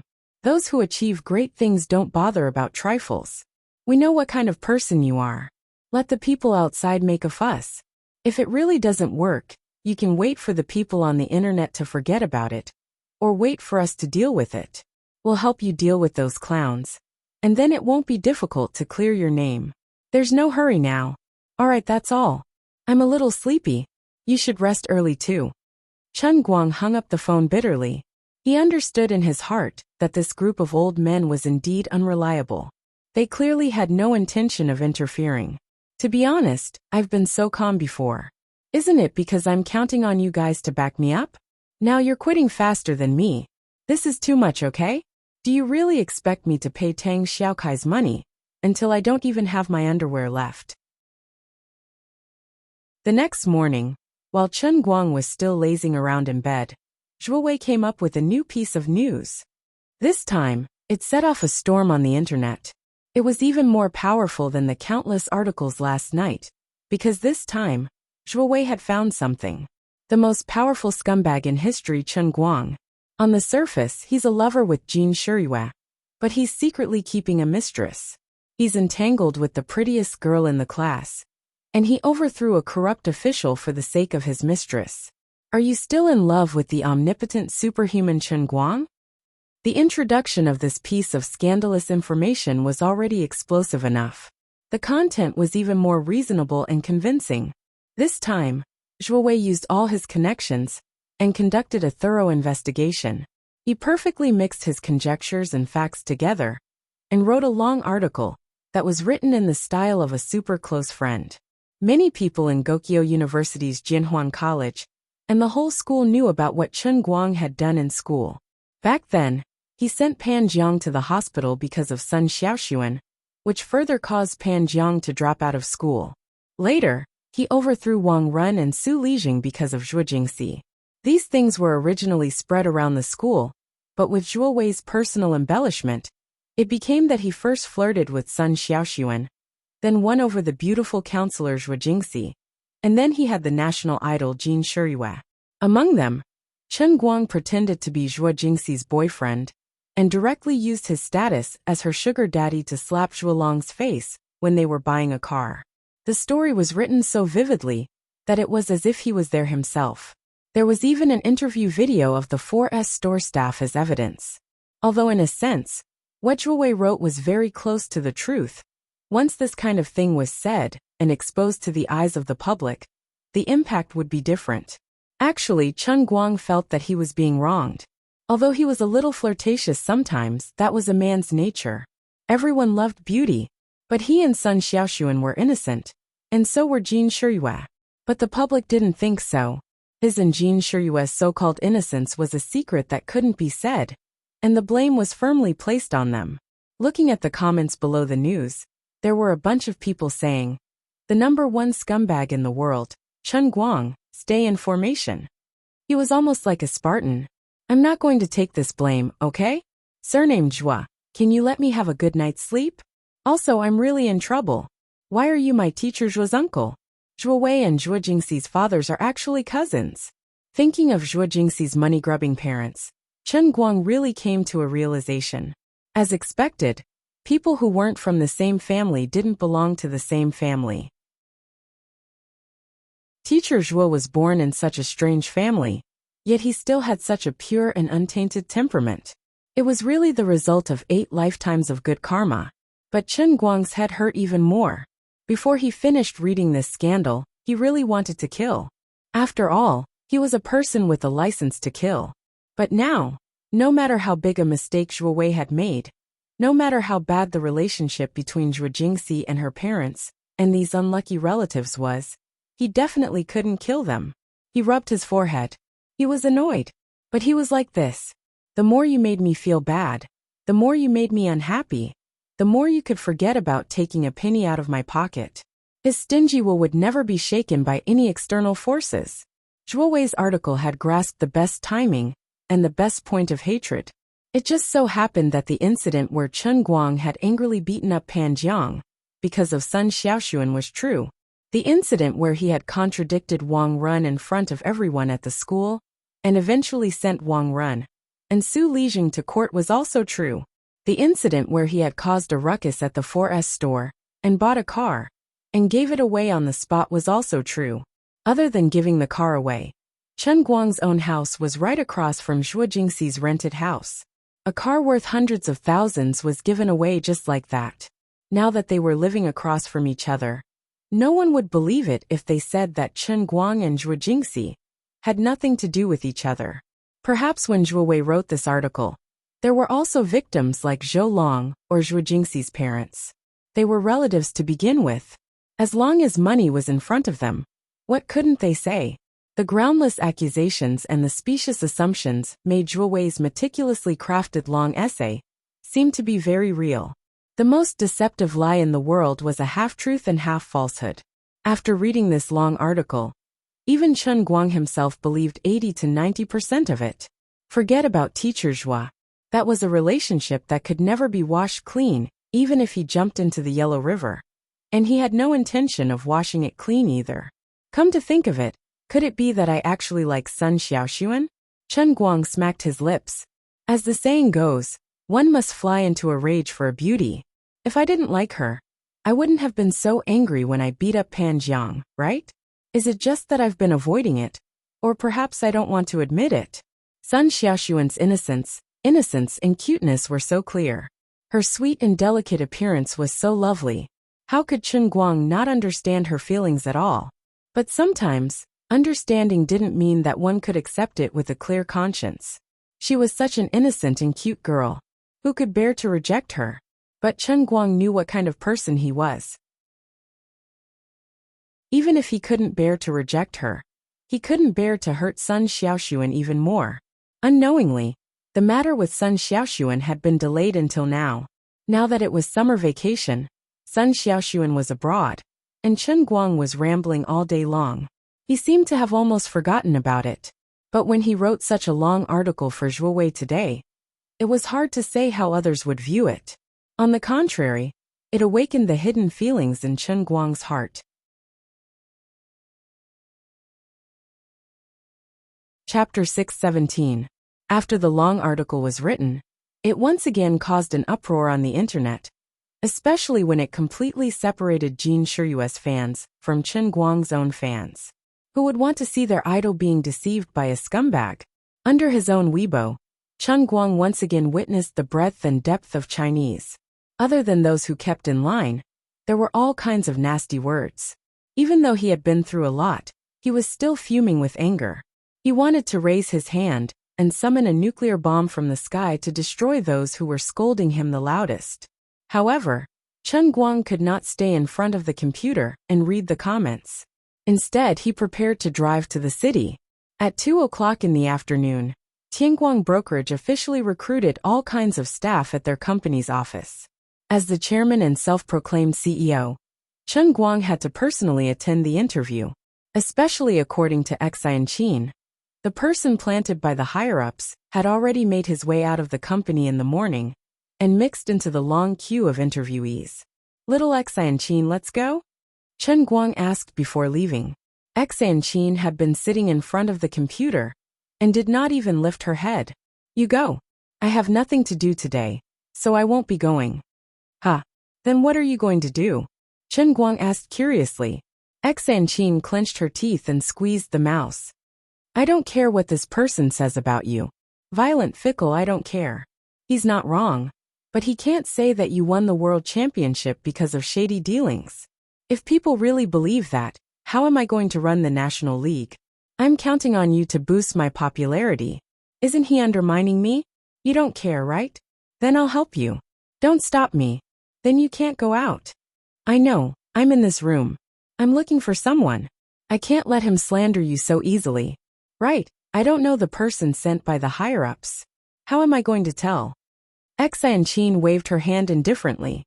I heard from the higher-ups that you definitely know them. Definitely. Chen Guang was puzzled. Why are you talking so much nonsense? You'll understand once you get there. After arriving at the place, Chen Guang walked through the densely packed crowd. Along the way, be it the various department heads of Tianguang brokerage who were in charge of maintaining order, or the interviewees who were queuing up, they all looked up and greeted him respectfully as Chief Chen and Mr. Chen. No matter how noisy the internet was, there were still quite a number of people coming for interviews. After all, they all knew that this startup company had a huge investment of 130 million yuan. Now was the time when people had more money than they could spend. The earlier they got into this company, the earlier they could stand their ground, and in the future, they might even become a founding father. What if the other party got angry because of the black material? The icing on the cake is as light as a feather, but providing timely help is heavier than Mount Tai, okay? Of course, although there were many interviewees, talented people were still a scarce resource. Most of the truly capable middle and upper management personnel were currently in a wait-and-see attitude towards Tianguang brokerage. Fortunately, Tang Xiaokai had already anticipated this situation. Although only Yu Hong could be regarded as a core general in Tang Jie Foundation, the rest of the company's senior management personnel were also well-behaved and completely sufficient. According to Chen Guang's business theory of learning and selling on the spot, top talents were full of creativity, such as the old man himself. High-end talents had subjective initiative, such as Yu Hong or Chin. Ordinary talents could perform their own duties and complete their own business, such as the other department managers of Tianguang brokerage. Ordinary employees could play the role of gears in the company under the premise of supervision and management. Those who wanted to sabotage had to be coaxed into thinking that they were talented and not doing anything bad, such as Tang Ying. As for Chen Guang's previous worries about how he would recognize the people sent by the higher-ups, this was not a problem at all. The elders were really generous. They actually sent over the believers that he had trained in Shun's special training camp. Roughly counting, only a few people were missing. There were a total of 35 Dart believers. Excluding the hidden military temperament of these people, Chen Guang more or less had some impression of their appearance. If he really couldn't be sure, he just picked up the cup and looked at the faith value threads that appeared on these people's heads. The faith value threads of the believer level were greenish-gray with a hint of halo, which was completely different from the ordinary white faith value threads. Halfway through the recruitment, there was a small interlude. Tang Ying seemed to have just finished an operation and decided to come over to ask about it. Then, she was shocked by the mighty security department under the administrative department that Chen Guang had created. It turned out that after such a short period of time, all the departments were recruiting people at the same time. Chen Guang went around everywhere. First, he asked Yu Hong, who had his head bandaged and was injured, to create a security department on the spot. Then he went around to pick people up. When he met students from Shund, he didn't say anything. No matter what kind of person they were facing, he would first send them to the security department. Although Yu Hong was quite drunk, he also knew how to cooperate with others. Based on the principle of as long as you're happy, he absolutely did not object to Chen Guang's decision. He understood Tang Xiaokai's secret message very well, and fully cooperated with Chen Guang to fool around. This is crazy, recruiting so many security guards. Yu Hong didn't say anything, but Tang Ying didn't care so much. She pulled Chen Guang to the side and asked, "Why does the company need so many security guards?" Chen Guang rolled his eyes. "All right then, the security department will be like this for the time being. As for these special forces elites, it might be better if they came from the police force. But to let those who came from the army sit in other positions so quickly was really a little difficult for them. But it didn't matter. Fortunately, there were special talents like Li Big Mouth who came from the kitchen." A few minutes later, Tang Ying was speechless again. The other departments hadn't even recruited any good chefs yet. And now you're giving me a canteen department under the operations department? In just a few minutes, you've managed to recruit 6 chefs. Fine. These people do look like chefs, but that's not what we should be focusing on right now. How much do you want to eat? No. This chef. Chen Guang immediately flew into a rage. My dear sister Tang Ying, as the saying goes, to make a horse run fast, you must first let the horse eat its fill. Humans are made of iron, and rice is made of steel. If you don't eat, you'll starve. As the saying goes, before the troops move, rations and fodder go first. My strategy of making the kitchen first is definitely the best. Look at this Li Big Mouth.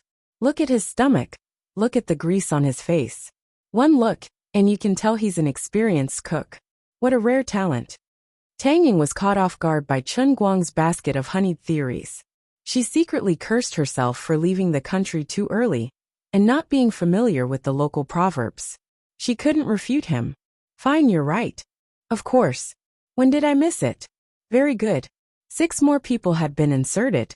There were only about 10 people left. Chen Guang secretly shrugged his shoulders. Sister Tang Ying is really weak. You want to stop me from squandering in this state? Please go back and practice the 3 skills of a miser before coming out to fight with me. You're so weak now. Chu Hanji was quite proud of himself. Early in the morning, when the other brothers gathered to discuss the details of the interview, he quietly put his registration order at the back of the queue. At that time, everyone was in high spirits. One said he wanted to enter the marketing department. Another said he wanted to be in charge of administration. And there was even someone who said he was a talent and could be promoted to manager anytime. Chu Hanji only wanted to say, "Brothers, you should take a piss and look at yourself. I asked you to type with 1 finger, and you still want to be in charge of administration? We are all people who talk with our fists. Chief Instructor Chen's company is also doing business. Although we are definitely going to enter the company, we should at least find some positions that we can do."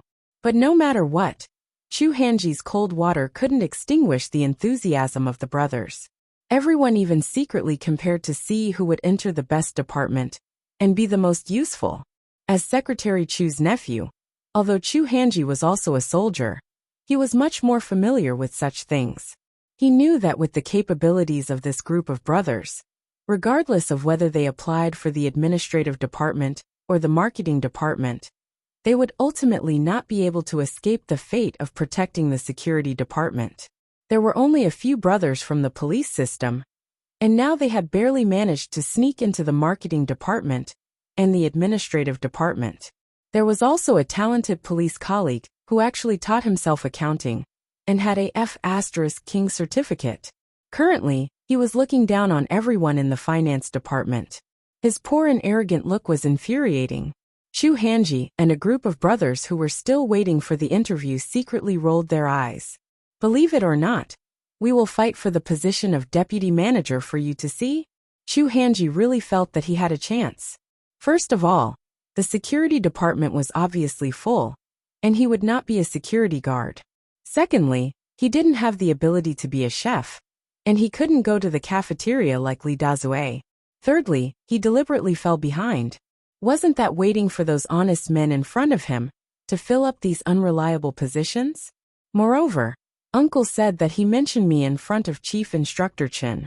Later, when I say my name, Chief Instructor will definitely remember me. I am Secretary Chu's nephew. Although it is shameful to be a backdoor entrant, Chief Instructor should at least give me the position of deputy manager for the sake of my uncle. Therefore, with such a thought, Chu Hanji sat in front of the interviewer. He applied for the marketing department. He felt that in terms of being a marketing specialist, he really had some unique advantages that other brothers couldn't compare with. Chu Hanji? This name is quite good. Young man, you are quite refreshing. Where did you work before? The person in charge of interviewing him was the marketing manager of Tianguang Agency, a middle-aged man who looked quite amiable. On the other side, Chen Guang had already smelled the scent and came to this side of the table. He stood beside the interviewer's table and picked up his interview materials under Chu Hanji's expectant gaze. Hello Chief Chen, hello manager. I used to do some international relations overseas. I know English. That's right, this was Chu Hanji's trump card. On the other side, Chen Guang looked down at his name, and his eyes really lit up.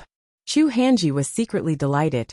I heard that chief instructor's English is quite good, and he must be like me. This time, I will definitely be the deputy manager. Suddenly, Chen Guang slapped his forehead. Oh yes, the operations department still needs a cleaning department. The entire floor is ours. This cleaning task is very heavy.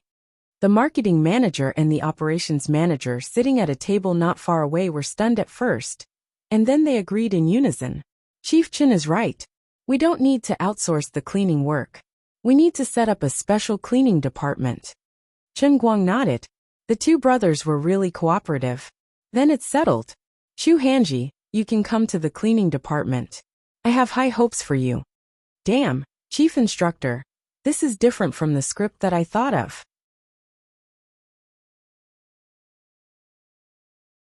Chapter 6:18. Chu Hanji's face turned green. I know English. Don't do this to me. I don't want to sweep the floor. His mind started to picture himself wearing a cleaner's uniform, holding a broom and swaying in the corridor. He shivered. It's so scary. Chief instructor, to be honest, I am serious. I, Chu Hanji, am not only a noble prince in Shun's special training camp, but I am also a little famous internationally. Don't change the gun in my hand to a broom. Don't change my special combat uniform to a cleaner's uniform. How am I going to face people in the future? Blinking his eyes, Chu Hanji looked at Chen Guang. Chief instructor, can you see how panicked I'm looking at you? Chen Guang and Chu Hanji looked at each other for 3 seconds. Wow, not bad, young man. Why are you so happy? I like your big bright eyes. One look and I know you are a good young man who understands me. No wonder you are my believer. Then Chen Guang gave Chu Hanji a thumbs up and patted his shoulder.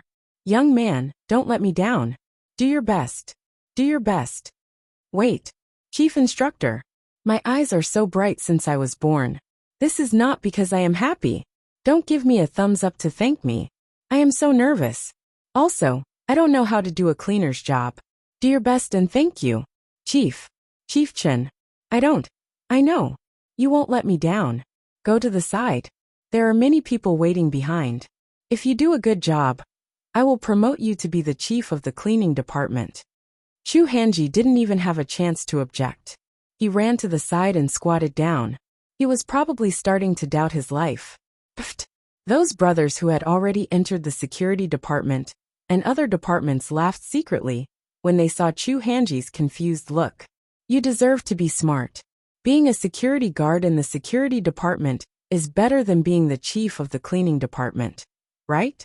At least the security guards' uniforms looked decent, and they could barely maintain the military temperament. For some reason, when they thought of Chu Hanji wearing that super clean uniform, the security guards were inexplicably satisfied. The 10 or so Shun students who were still in the back weren't much better off than Chu Hanji. They were all shivering with ashen faces. Everyone had a faint premonition that the remaining people would most likely follow in Chu Hanji's footsteps. Sure enough, as they watched their brothers being pushed over one after another, many of the cleaners, who had strong bodies, squatted in a corner and silently wiped their tears. We are probably the strongest cleaning team in the world, right? If the company encounters a troublemaker, we can probably get the title of sweeping monk if we make a move before the security guards do. Thinking about it this way, life seemed to be filled with hope again. After Chen Guang shoved the remaining 10 or so people into the cleaning department, Tang Ying jumped out again. She pulled Chen Guang aside and muttered, Okay, a dozen people is enough. You see, these are all strong young people. Aren't the cleaning done by aunties? Why do you let all the young people do the cleaning? The cleaning salary is the lowest, how can they work in peace? Aren't you torturing them? Finally, Chen Guang, who had pulled everyone into the company, felt relieved. He waved his hand and said, "Young lads, do you have the confidence to do a good job in the company's cleaning?" Chu Hanji and the other fresh and hot cleaners said weakly, "Yes. Each person will be paid 2,000 a month. Do you have any objections?" The chief instructor didn't seem very satisfied, and the cleaners' voices were slightly louder. "No." Chen Guang finally blinked and asked, "Do you have the confidence to follow me and do something big?" The hidden meaning in his words reminded everyone, including Chu Hanji, that Tianguang brokerage was just a cover. Think about your real job, your real position, and think about what we do. You are now writing cleaning. Read it as the first batch of special agents of the Guangdong General Administration. Our real enemy is not the garbage on the ground, but the Special Affairs Bureau, and all the internal force martial artists who use their personal strength to override the country's power and the people's heads. Young lads, don't feel inferior just because you are a cleaner now. Don't forget your original intention, and you will succeed. Everyone's eyes gradually focused, and their eyes were filled with fighting spirit. They shouted in unison, "Yes!" The janitor's passionate roar could even be heard clearly in the interview hall far away. Chen Guang turned back and winked at Tang Ying, then patted her on the shoulder. "Sister Tang Ying, you really don't understand. How can you look down on cleaners? A clean and tidy working environment can make the company full of creativity. How important a position is this? Also, don't underestimate my personal charm." Tang Ying looked at the back of Chen Guang, who was like a domineering CEO, and then looked at the super strong and capable cleaners, who were looking at him with admiration. She was momentarily confused. Why do I feel like these people have the illusion of saving the world by being a janitor? Is there a deviation in my outlook on life? Or is there poison on Chen Guang's face, and he really has such a great personal charm? Tang Ying kept patting her head, doubting her life. During the interview in the afternoon, the entire Tianguang agency recruited a total of about 60 to 70 people. Other than the security department, cleaning department, and kitchen, the canteen department, which were personally supervised by Chen Guang. The other departments were also very strict in selecting talents. They would rather have a shortage of people than to let go of people randomly, so the interview process was very strict. Chen Guang was known for messing around, but the middle and senior executives sent by Tang Xiaokai did not dare to do so. However, the early stage of the company's personnel structure was basically completed in this afternoon, so a new problem arose. What about the business? Other than that, an even more serious problem was placed in front of everyone in the company. After a whole day of brewing, it seemed that Jin Shiryua's hardcore fans' anger towards the scumbag had reached its peak. Other than venting their anger on the internet, they also decided to take more direct action under the instigation of people with ulterior motives. Zhuo Wei quietly exposed the location of Tianguang Agency, then simply let the people from 8 Weekly join in, and began to secretly stop the actual actions of Blackie and Jin Shiryua's diehard fans. By the time the recruitment was over, more than 100 people had gathered in front of Lida Building to demonstrate. At first, Lida Building's property management was still able to control the situation, but as time went by, Chen Guang still did not show up, and the crowd saw the recruitment sign at the entrance of the property management and knew that Tianguang Agency was holding a recruitment meeting. Under the secret instigation of the people from 8 Weekly, the crowd gradually went out of control. "Charge! Smash that bastard Chen Guang's company!" In the crowd, an 8 Weekly employee shouted at the top of his lungs, and then he quietly shrank back into the crowd. Although he only roared once, he had already achieved his goal. Smash this stupid company of his. This liar. Scumbag, give me back my goddess. Boycott this liar who relies on special effects to make a name for himself. Boycott Chen Guang. Chen Guang, come down. You have to give us, the loyal fans who have loved Jin Shiryua for more than a decade, an explanation. Goddess Shirwa debuted more than a decade ago? Why do I remember that it's her 10th anniversary this year? Bah. Don't care about these details. In any case, Chen Guang is a scumbag. That's true. Hey, you guys are so well prepared. You even have a banner? Of course, our goddess's support group never fights a battle unprepared. Brother, is your support group still looking for people? Do you think I have a future? Can you train me? Sure. You pay the membership fee of 5,000 first. So expensive. What do you know? This money doesn't belong to us. It's for the activities we often organize. For example, Goddess Shirui and Goddess Grace are holding a concert in Denghai. Our support group is going to go there from Wujing. Do you need to buy plane tickets? Do you need to stay? You think it's expensive? We're not earning your money. Are you a fan of Goddess Shirui or not? That's true. I'll transfer the money to you now. From now on, we're on the same side, good brother. This guy from Gossip Weekly didn't forget to make money. He was quite professional. The excited crowd immediately gathered. No one knew who was the first to step forward, but they raised their legs and rushed through the glass door of the Lida building.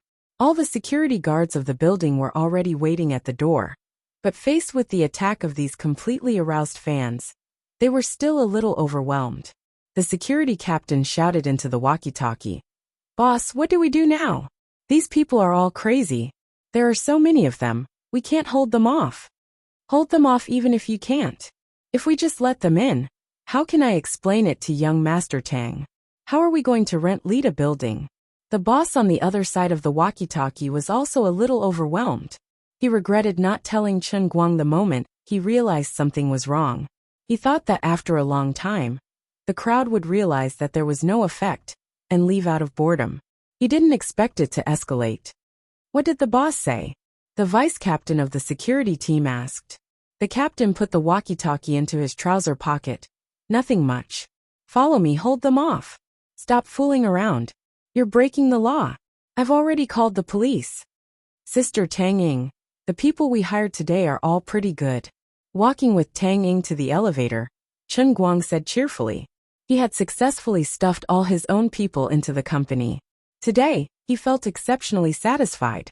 As for the resentful gazes of Chu Hanji and the other young men, when they received the cleaning uniforms, Chen Guang thought that they were moved to tears.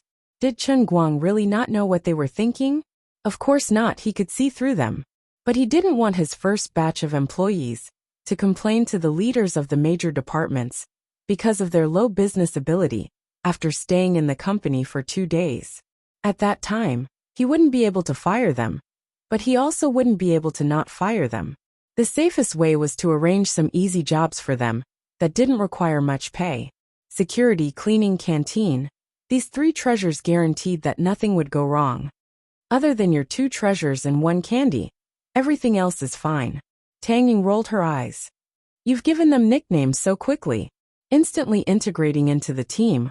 Our company's cohesiveness is great." Tang Ying was almost defeated by Chen Guang.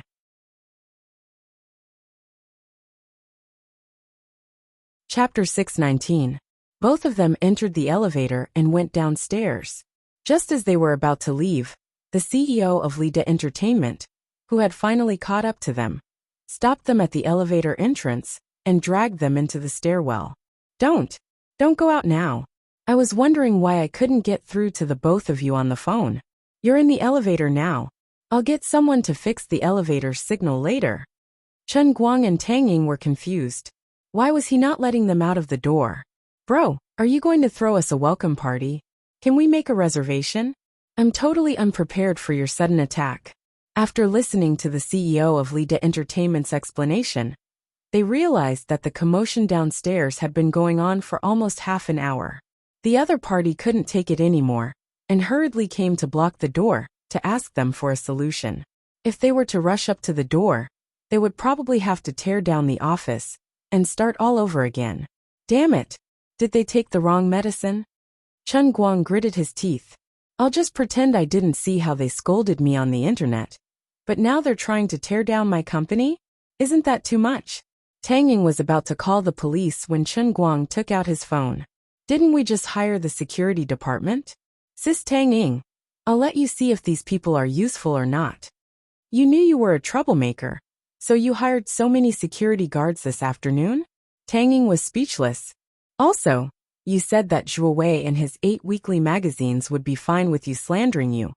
But it turns out that you're so confident that you can hire a few dozen security guards to beat up Zhen Guanxi? You really have foresight. Chen Guang was stunned.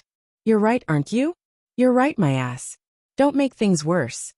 Call the police first. I'll call them back. Don't worry, they know what to do and what not to do. They're professionals. They can't possibly let them in to destroy our company, right? Or do you want me to beat them up myself? Don't. You should call the security guards. Tang Ying was afraid of Chen Guang. However, it would probably take a while for the security team to return. During this period of time, the security guards of the Lida building were struggling more and more. It would also take a while for the police to arrive. It was extremely taxing. Tang Ying could only watch anxiously from the corner. But this time, she held on to Chen Guang tightly, refusing to let him leave. Regardless of whether Chen Guang was really strong enough to take down the people outside, she couldn't let Chen Guang hit people. Otherwise, things would only get worse. Zhuo Wei's defamation of Chen Guang, such as violence, barbarism, and bullying, would all have to be proven true. Sister Tang Ying, don't stop me. There must be some bastards from 8 Weekly out there. I'll drag them out and we'll call it a day. Cut the crap. Do you really think you have the fiery eyes of truth? Even if you knew Zhuo Wei's men were outside, would you be able to recognize them? If you want to leave, you'll have to step over my dead body. Does Emma have to be like this? Are we acting in a movie? Over a dead body? That's exactly what I want. Are you listening or not? You win, I'm listening. At this time, the crowd outside started to make a ruckus again. It turned out that there were new changes on the internet. About 10 minutes ago, the accounts that first posted defamation of Chen Guang on Weibo were gradually banned. Their previous posts were also deleted. Even the screenshots and reposts were not spared. Other than that, a large number of fake reviewers were identified under Chen Guang's Weibo. Some of the haters who weren't fake reviewers, but were extremely fierce with their words, were also deleted and banned. This was obviously Xianqin's doing. No one knew who she had found, but the Weibo company, which had been waiting to see what would happen, finally took action. They invested a large amount of manpower and resources in a short period of time, and started to control the defamation of Chen Guang on Weibo. Some people even tried to add a topic and cross the line, but their posts were deleted and banned within minutes. Other than that, all the major portals and information apps also followed suit. In just a short period of time, the defamation that had flooded the front page disappeared in an instant. Xianqin did what Chen Guang had always wanted to do but didn't. She became the invisible hand behind the internet, deleting and banning all the posts of those who didn't get along with him. It was a pity that her energy was limited. She wasn't good at writing, so she didn't have the time to write articles to clear his name. But before she took action, she had already talked to the Escort Association. The Escort Association's clarifying articles came out one after another. One of the typical articles was written by Liang Fatsai, the president of the Dachuan branch.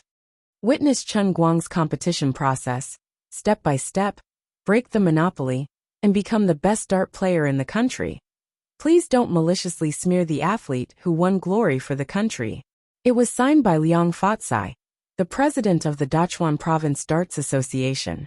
In this article, Liang Fatsai used his own perspective to describe how he discovered the peerless genius Chen Guang in Boss Jin's Dia Darts Club, how he invited him 3 times, how he witnessed him surpass all others in the Amateur Darts League, and how he finally stepped onto the stage of the World Championship.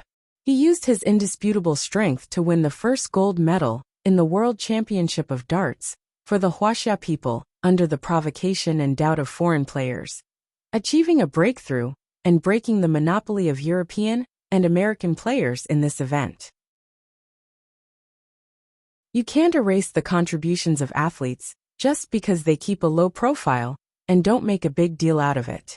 There's no such thing as success without a reason in this world.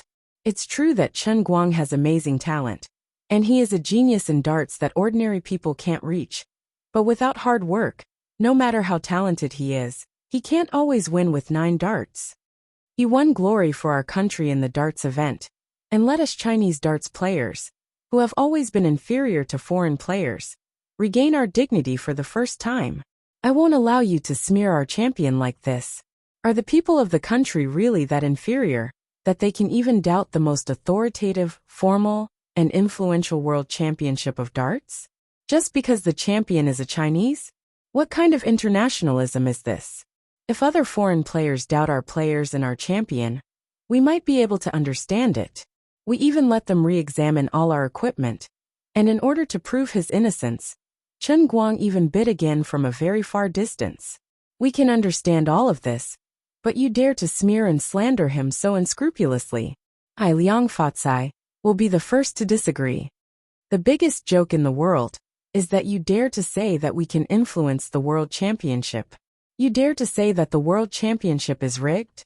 Don't you know that the referees of the World Championship of Darts have always been controlled by the British?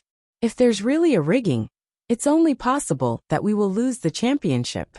Liang Fatsai's article came from the bottom of his heart, and every word he wrote was a gem. After that, the other players, those who were good at writing, or those who had assistants around them who could write, also wrote in support. Those who didn't know how to write directly forwarded Liang Fatsai's article. It was hard to say if it was in other industries, but at least Chen Guang's results in darts could be won back with the support of everyone in the industry. But there weren't many people who paid attention to the darts industry outside Lida Building. They only knew that the despicable, shameless, vulgar, and hypocritical guy Chen Guang had finally started his PR. He wanted to use his money and his authority to take away people's right to speak on the internet.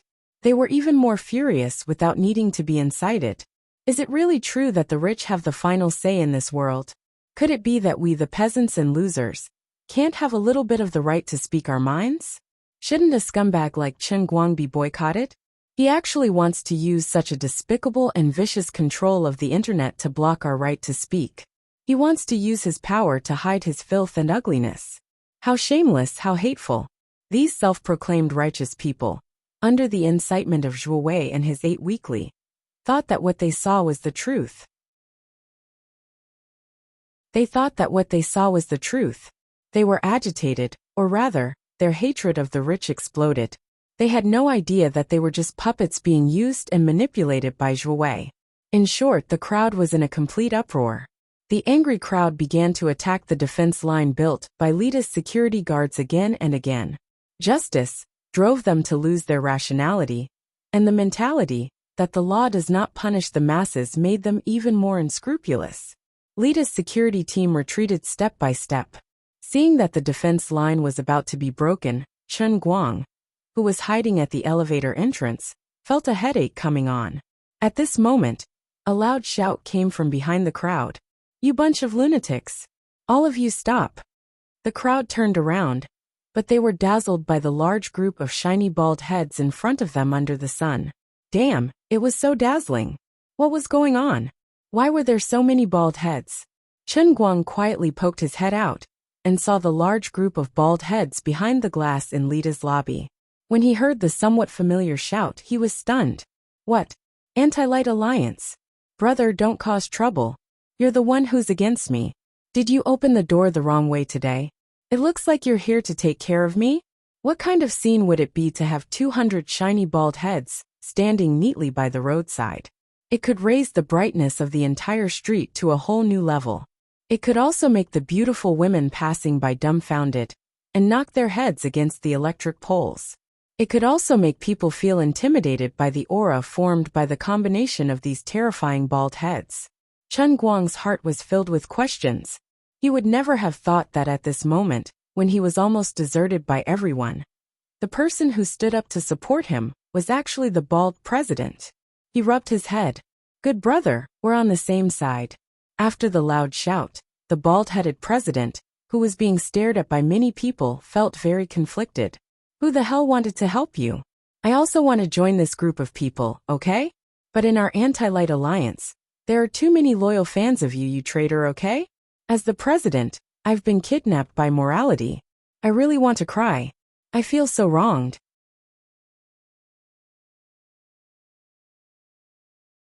Chapter 620. Boss, it's been hard on you. We know you're upset. But we really want to support Brother All-Rounder. You're our boss. Even if we have different ideologies, you'll always be our boss. We can't do without you. And we can't do without you. Boss, for your sacrifice, we'll make it up to you with barbecue tonight, okay? Everyone's looking at you. Say a few words.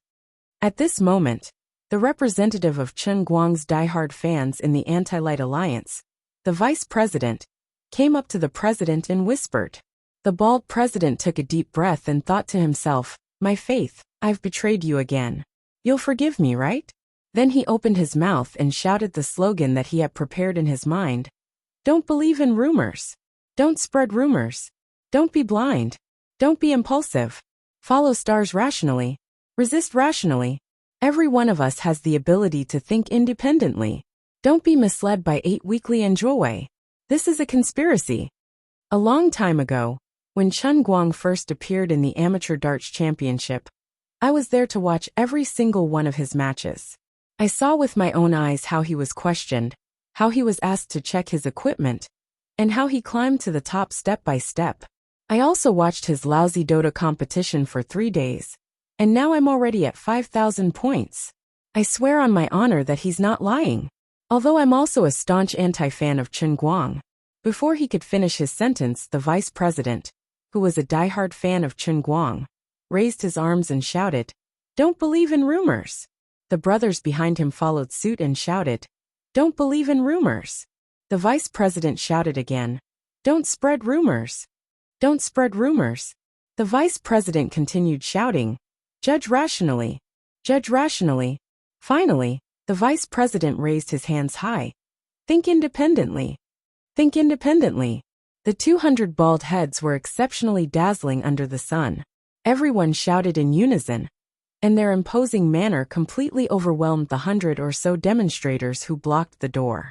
The bald-headed president basked in the warm sunlight. His heart felt exceptionally miserable. He hated the unlucky vice president to the core. "Can't you just let me finish my last sentence? I have to clarify my identity. I don't want people to think that I'm a fan of Chen Guang. I'm a hater of Chen Guang." Just as he was thinking about this, a reporter who had rushed over fearlessly shoved a microphone in front of him. "May I ask if you are the famous president of the Anti-Large Alliance? When I first heard the name of your fan group, I thought you were boycotting Chen Guang. But we found out that all of you have shaved your heads like Chen Guang. So you are Chen Guang's diehard fans?" The bald president was about to speak when the vice president jumped out again. He put his arm around the bald president's shoulder and said to the reporter with a smile, "That's right. Our Anti-Light Alliance is the earliest fan club of Brother Almighty. We are the most loyal fan club. Our slogan for joining the club is, no membership fee. I don't accept girls." He had to be bald. Freedom of thought. The bald president turned around and glared at the vice president angrily. "Are you a F** king clown sent by a monkey? Since when did Chen Guang's nonsense become our motto? Thank you for the interview, but we have to go and maintain order now." "All right. Thank you for accepting the interview, President." The reporter took the microphone and ran away in satisfaction. The bald president. "What the F***ck? Don't you F***king leave? Also, I didn't even say a word. What do you mean by thanking me for accepting the interview? You're too casual, aren't you?" But on the other side, his vice president had already surrounded the crowd with a group of bald young men. The 100 or so people who were originally in high spirits were suddenly unable to muster up the courage to resist when faced with the 200 or so bald men. "Are you kidding me? People with shaved heads are already very valiant. Are you trying to defy the heavens with 200 bald men? If you have something to say, talk it out. Don't use your bald heads to blind our eyes. Damn, these people look so valiant. I don't think we can blow them away. What should we do? Try. You try first. Why don't you go first? Damn, what if we get caught and beaten up? You have a lot of meat, so you're more resistant to grass. F***CKU. Didn't you train in Shaolin? You know iron skin." The 2 boys from 8 Weekly muttered in the crowd for a long time, but none of them dared to stand out. Although the members of the Anti-Light Alliance weren't all burly men, The ones who rushed at the front were not small. Coupled with their big bald heads, they gave off a ferocious feeling. They easily separated the crowd and stood in front of the lead to security that had already collapsed, forming a new human wall. Before coming here, they had clearly discussed their strategy. They couldn't just casually make a move and bring shame to their idol brother all-rounder. They would first use their imposing manner to suppress the other party, then help brother all-rounder block the entrance, preventing these troublemakers from entering and causing trouble. Hello everyone. This is the direct report from Dechuan News. I am your on-site reporter Chen Wei.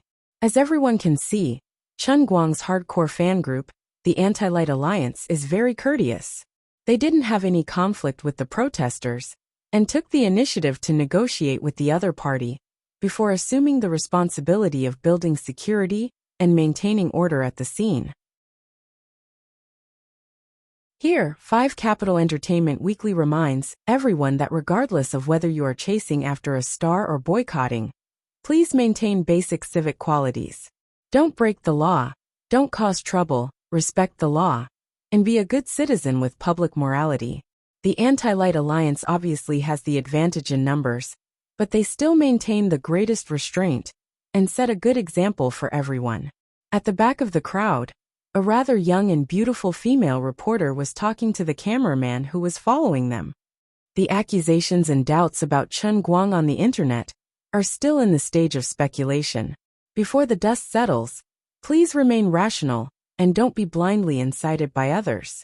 Or, even if what they say is true, please don't do anything illegal.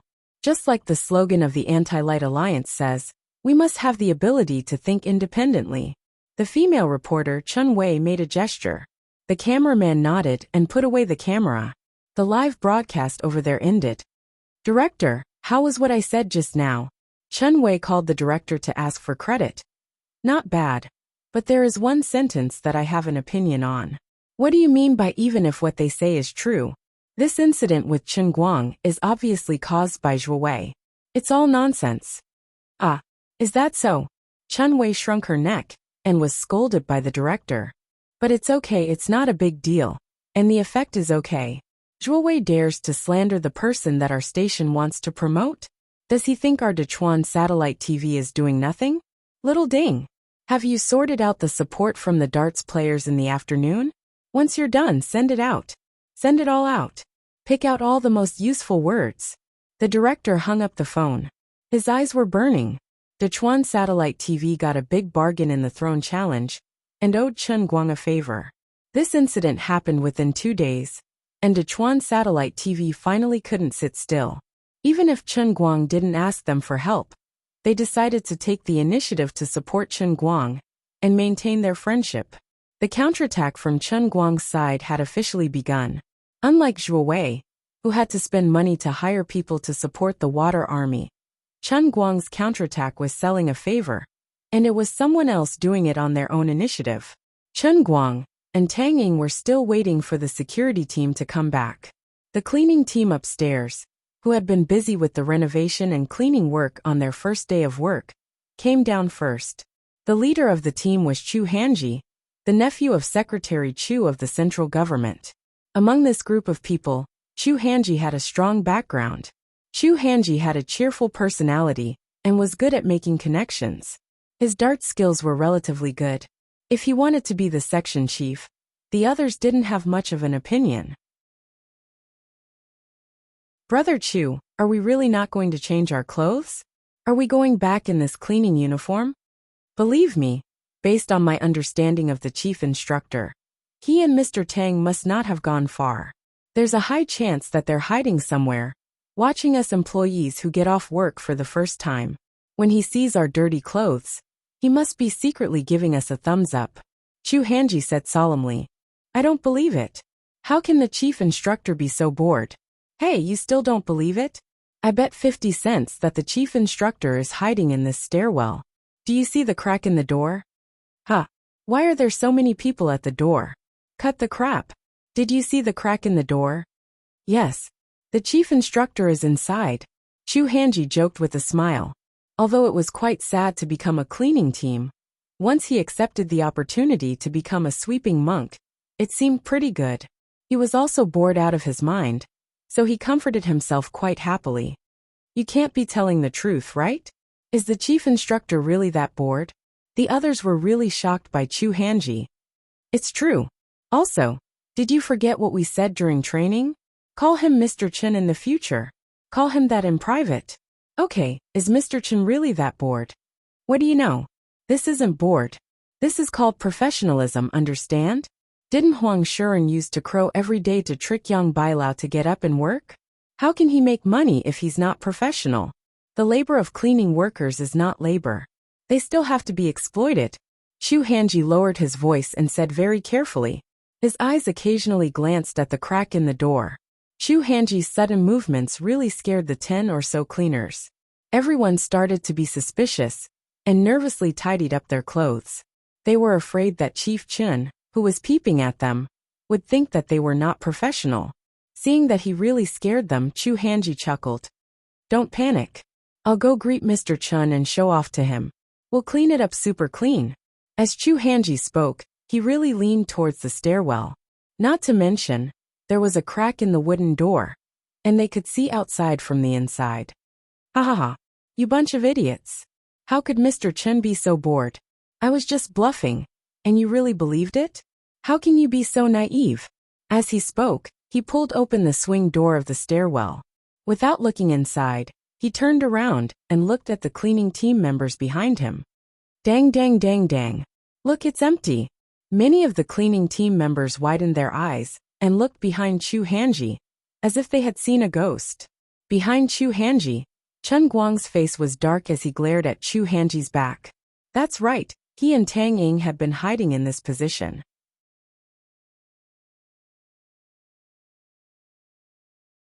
Chapter 621. Chu Hanji did not know he was in trouble. He looked at the young man who was giving him a wink. What are you doing? What are you doing? Is there sand in your eyes? Brother Chu, CEO Chen is. The young man gathered his courage and decided to remind him.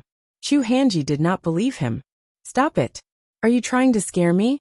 I'm just spouting nonsense. How can CEO Chen be so bored? Hey, why are you all like this? All of you want to scare me after being tricked by me? Let's go. Don't waste time here. Brother Chu, CEO Chen is really here. I don't believe it. Chu Hanji grinned, but he still turned around and saw Chen Guang's black face. Oh my god. CEO Chen, you are really here. I'm making you bored. Ah. Chen Guang hit Chu Hanji's head with a pineapple. I'm making you enter the sand. Oh my god. I'm making you waste time. It hurts. I'm making you Huang Shuren. CEO Chen, I'm wrong. I'm making you Yang Bailao. I'm wrong. Chu Hanji's head was almost hit by Chen Guang. I'm just spouting nonsense. Who would have thought that you are really here? As Su Tao continued to retreat, Chen Guang followed him and subconsciously walked out of the lift. On the other side, some of the protesters who had been completely subdued by the Li de Security and the Anti-Guang Alliance suddenly noticed Chen Guang. Scumbag Chen Guang is out. He's out. Beat him up. Beat him up. Don't be afraid. Charge. They won't dare to do anything to us. A few young men from 8 Weekly finally got their chance. They started to shout at the top of their lungs. The crowd that had just calmed down suddenly exploded again. But someone else was even fiercer and more powerful than them. Chu Hanji finally found a way to divert his attention from Chen Guang's divine flicking technique. Holy shit. They are here to cause trouble. President Chen, don't panic. Let's go take care of them. Before Chen Guang and Tang Ying could say anything, Chu Hanji rushed out. Rather than rushing out, it would be more accurate to call it fleeing in panic. When the other cleaning team members saw this, they also followed Chu Hanji. Tang Ying was a little nervous. What are you doing? What are you doing? She wanted to pull the newly recruited cleaning team members back. There were only a dozen of them here, and there were hundreds of troublemakers outside. Whether they could win or not, the situation would become worse. Chen Guang stopped Tang Ying. It's fine. Let them go. Tang Ying stomped her foot angrily. Hey, how can you do that? Chen Guang pressed down on her shoulder. Don't worry. Nothing will happen. Even though Chu Hanji and the others deliberately shouted as if they were crazy when they rushed out, Chen Guang didn't worry about them at all. They were just pretending. In fact, this group of people was calmer than anyone else. Those who were selected to participate in Shun's special training camp were all elites. To be able to stand out in Chen Guang's intensive training, besides having a more fanatical faith, their own military qualities and determination to become better and stronger played a leading role. Even in the whole country, they were the best soldiers. Their shock and surprise at this time was only because of their military qualities, which made them subconsciously think of themselves as the cleaners who shared the company's honor and disgrace when they were on a special mission. Take Chu Hanji for example. Although he was born with an eccentric personality, it also allowed him to perfectly deceive people when he was on a special agent mission abroad. Chu Hanji and the others might be wearing a funny cleaning uniform, but in fact, judging by the standards of ordinary people, they were real modern sweeping monks. What's all this fuss about? I heard that you guys are here to cause trouble for Tianguang manager? It's fine that CEO Chen is such a good person, but you guys actually dare to come to our company to cause trouble? Is there any law in this world? Is there any justice? Chu Hanji shouted at the top of his lungs. He put his hands on his waist and swaggered out of the lobby of Lida building. If he wasn't wearing a cleaner's uniform but a suit and leather shoes, others might even think that he was a big leader. But now, anyway, the bald president and the protesting crowd at the entrance of Lida building looked at him awkwardly. Bro, can you change into a different outfit to show off? The feeling you give people now is very much like when we played World of Warcraft in the past, wearing a suit of scrap metal and blocking Ogre's door to plant a flag. Kid, who are you? It's none of your business here. Move. Otherwise, I'll beat you up too. Chen Guang is right there. Everyone charge. The people from 8 Weekly were secretly stirring up trouble again. The bald president of the Anti-Light Alliance was having a headache. If he was really a die-hard fan of Chen Guang, he would most likely be shouting at his brothers to fight to the death. But I'm not. Who can understand the torment in my heart? The vice president beside him gritted his teeth and said, Brothers, hold on. Remember, maintain control, but don't let them pass. Hold on a little longer. I've already called the police. The bald president turned to look at his vice president. The two of them looked at each other. The president could read the vice president's emotions in his eyes. President, I know your pain, but we really can't retreat. Forget it. Since we're already here, we can't let our brothers down.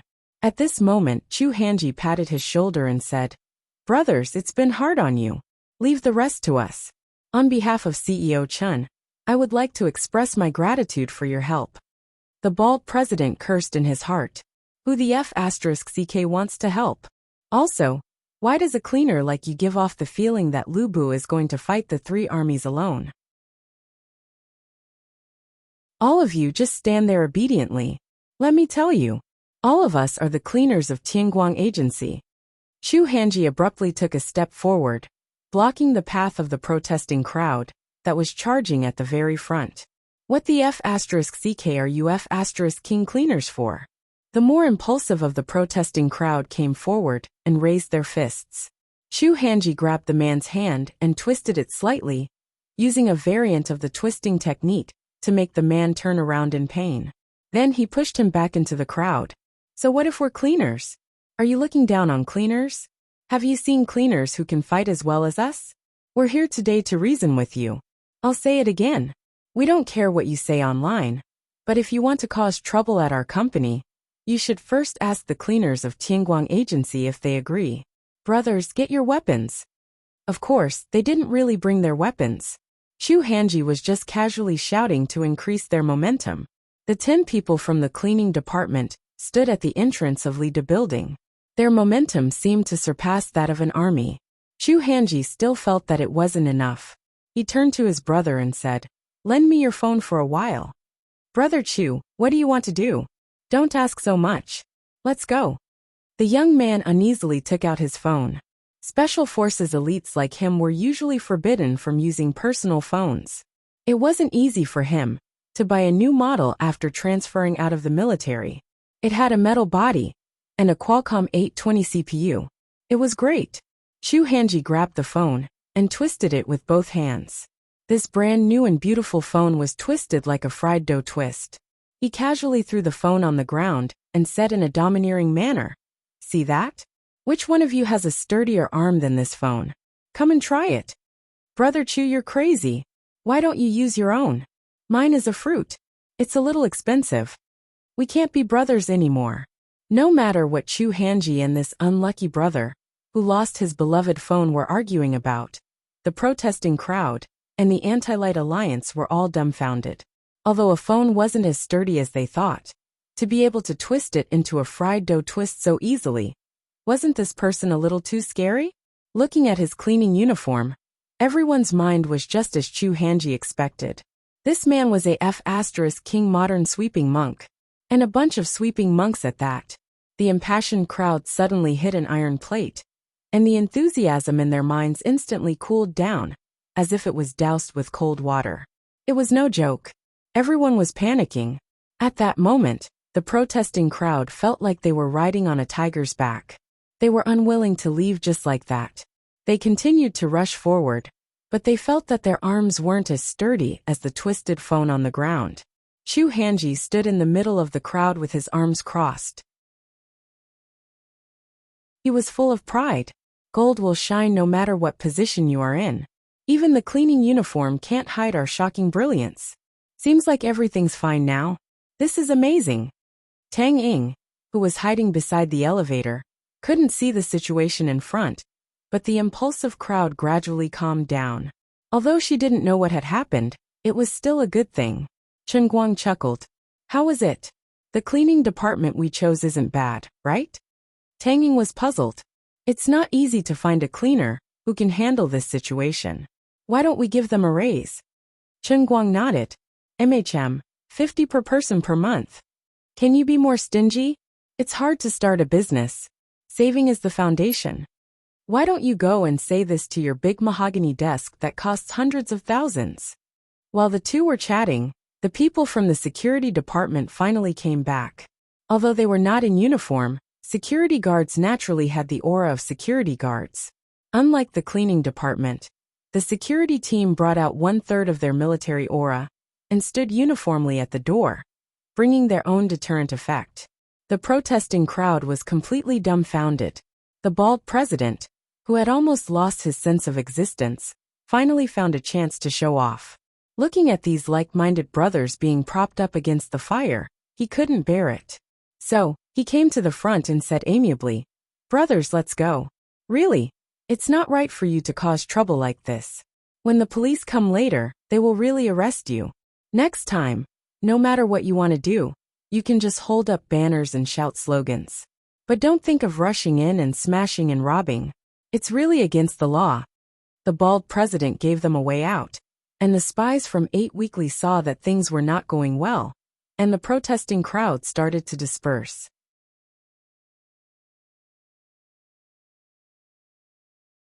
Chapter 622. Just then Chu Hanji spoke again. That, you, and you. Please wait a moment."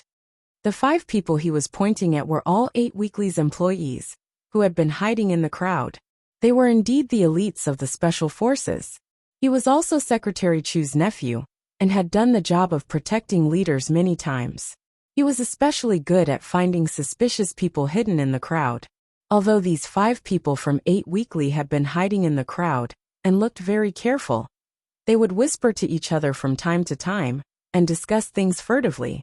When they were shouting slogans previously, it was also these 5 people who had secretly spoken and led the way. Chu Hanji and the others had already uncovered these 5 people. The crowd stopped again. Chu Hanji said again, "Friends, the others can leave. We really don't want to make things difficult for you. But these 5 people are up to no good. Everyone think carefully. Did these 5 people shout the loudest when shouting slogans? But when they really rushed forward, they shrunk their necks back? You guys have been used as weapons by others, played for fools. You are from 8 Weekly?" The crowd exploded again. The 5 people from 8 Weekly had been exposed, and quickly distanced themselves from them. "No, there's no such thing. We don't know Director Zhou at all." "Pfft, you're already calling him Director Zhou, but you don't know him?"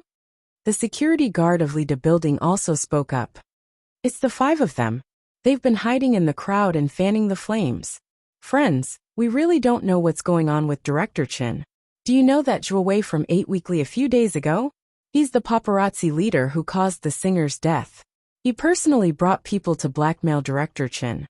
Director Chin didn't give them any benefits, so they spread the news on the internet. You've all been used. There's such a thing. Of course.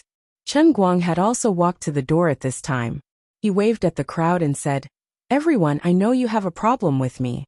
I'm not very good with people sometimes, but I also have my principles. However, I have my own principles. I don't do things like fishing for fame. Everyone who follows me on Weibo knows this. You guys can watch all my videos from start to finish. If I was faking it, I would have been exposed a long time ago. Why would I wait for Zhuo Wei to slander me?" Swallowing his saliva, Chen Guang continued, "All of you have sharp eyes. Zhuo Wei asked me for 2 million yuan, but I refused. Don't you think it's embarrassing for him to do such a thing? Wasn't he detestable? It doesn't feel good to be used by others, does it? But how many boats do you have? We're fans of Jin Shiyue." "Exactly.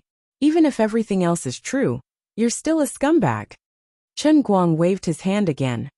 "Please everyone use your brains. If I'm really a scumbag, how could Jin Shiyue not know? Would she continue to stay silent? I just called her yesterday. In a few days, I have to go to Beijing to attend director Deng's movie signing ceremony. At that time, I'll meet Jin Shiyue. You guys would rather believe a paparazzi leader who doesn't care about his reputation for money than the silent Jin Shiyue? It seems like what he said makes sense. It does make sense."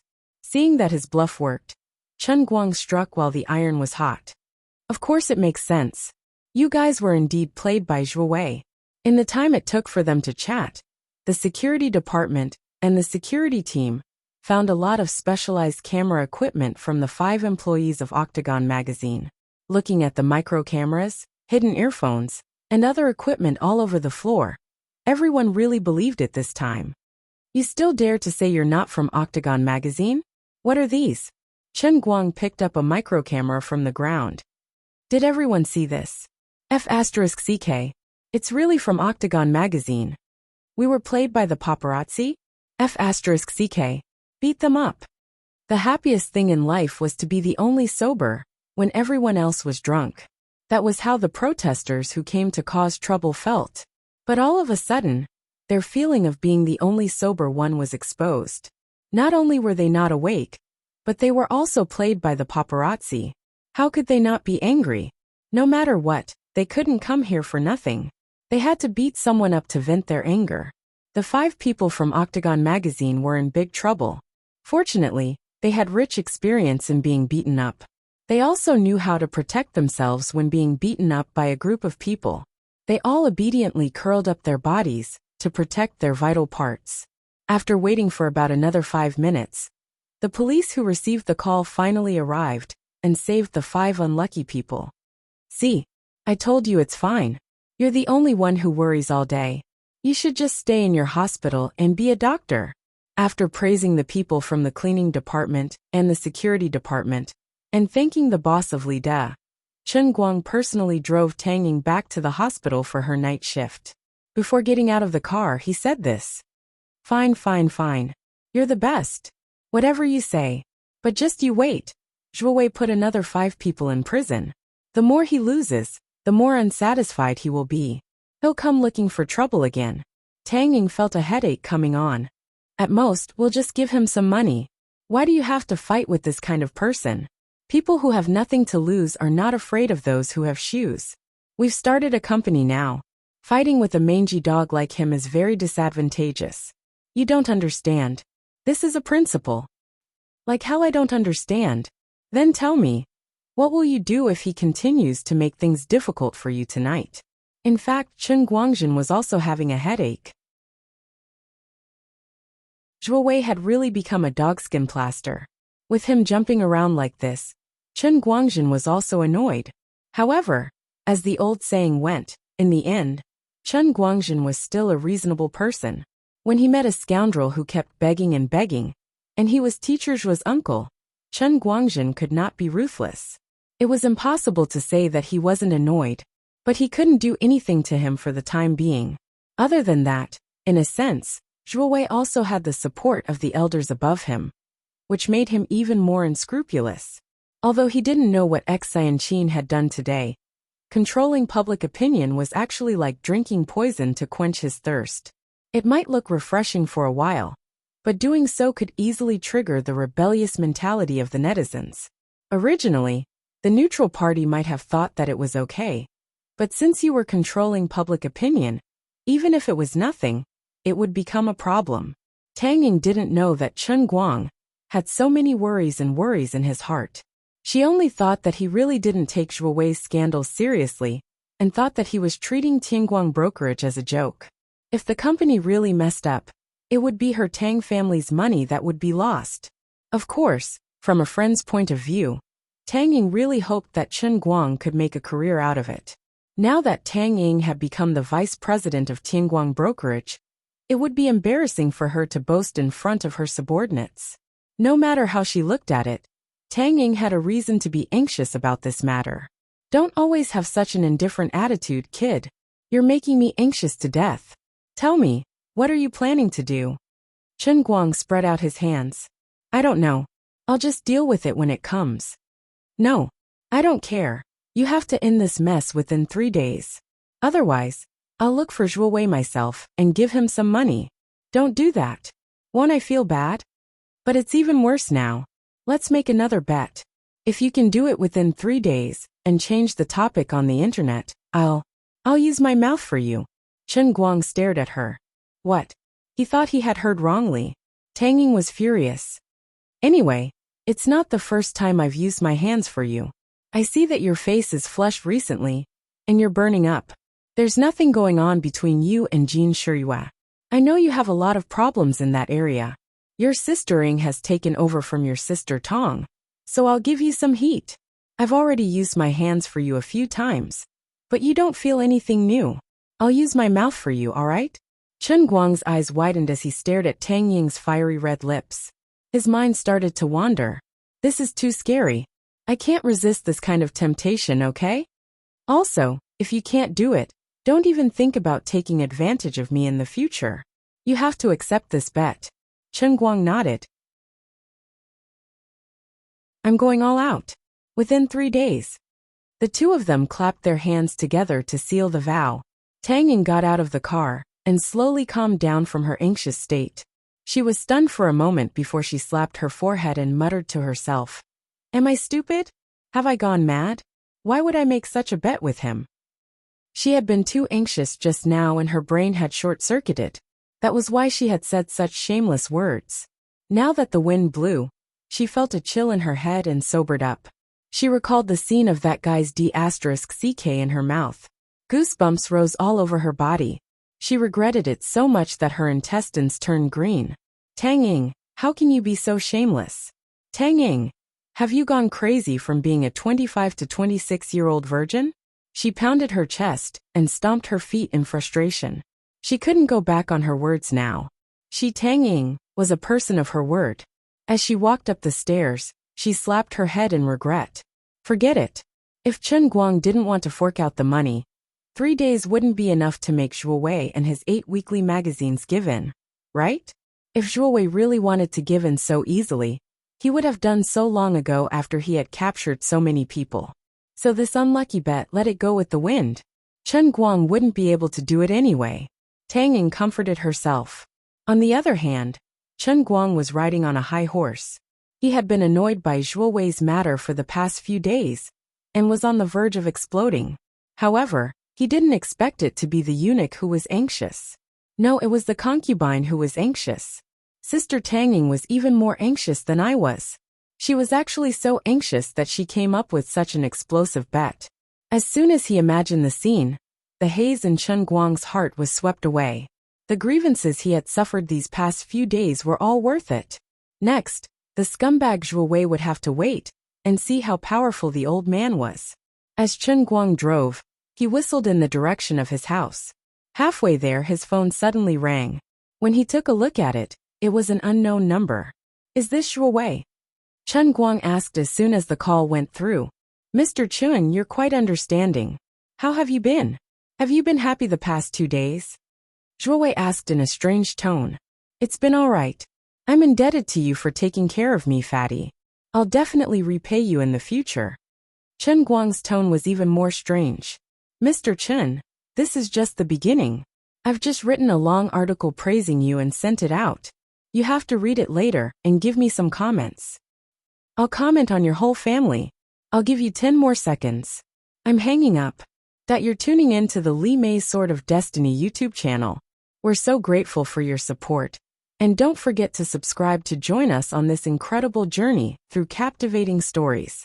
Your generosity through donations truly makes a world of difference, as it's the primary source of revenue that allows me to expand and enhance this channel for you. Thank you from the bottom of my heart for being a part of this adventure.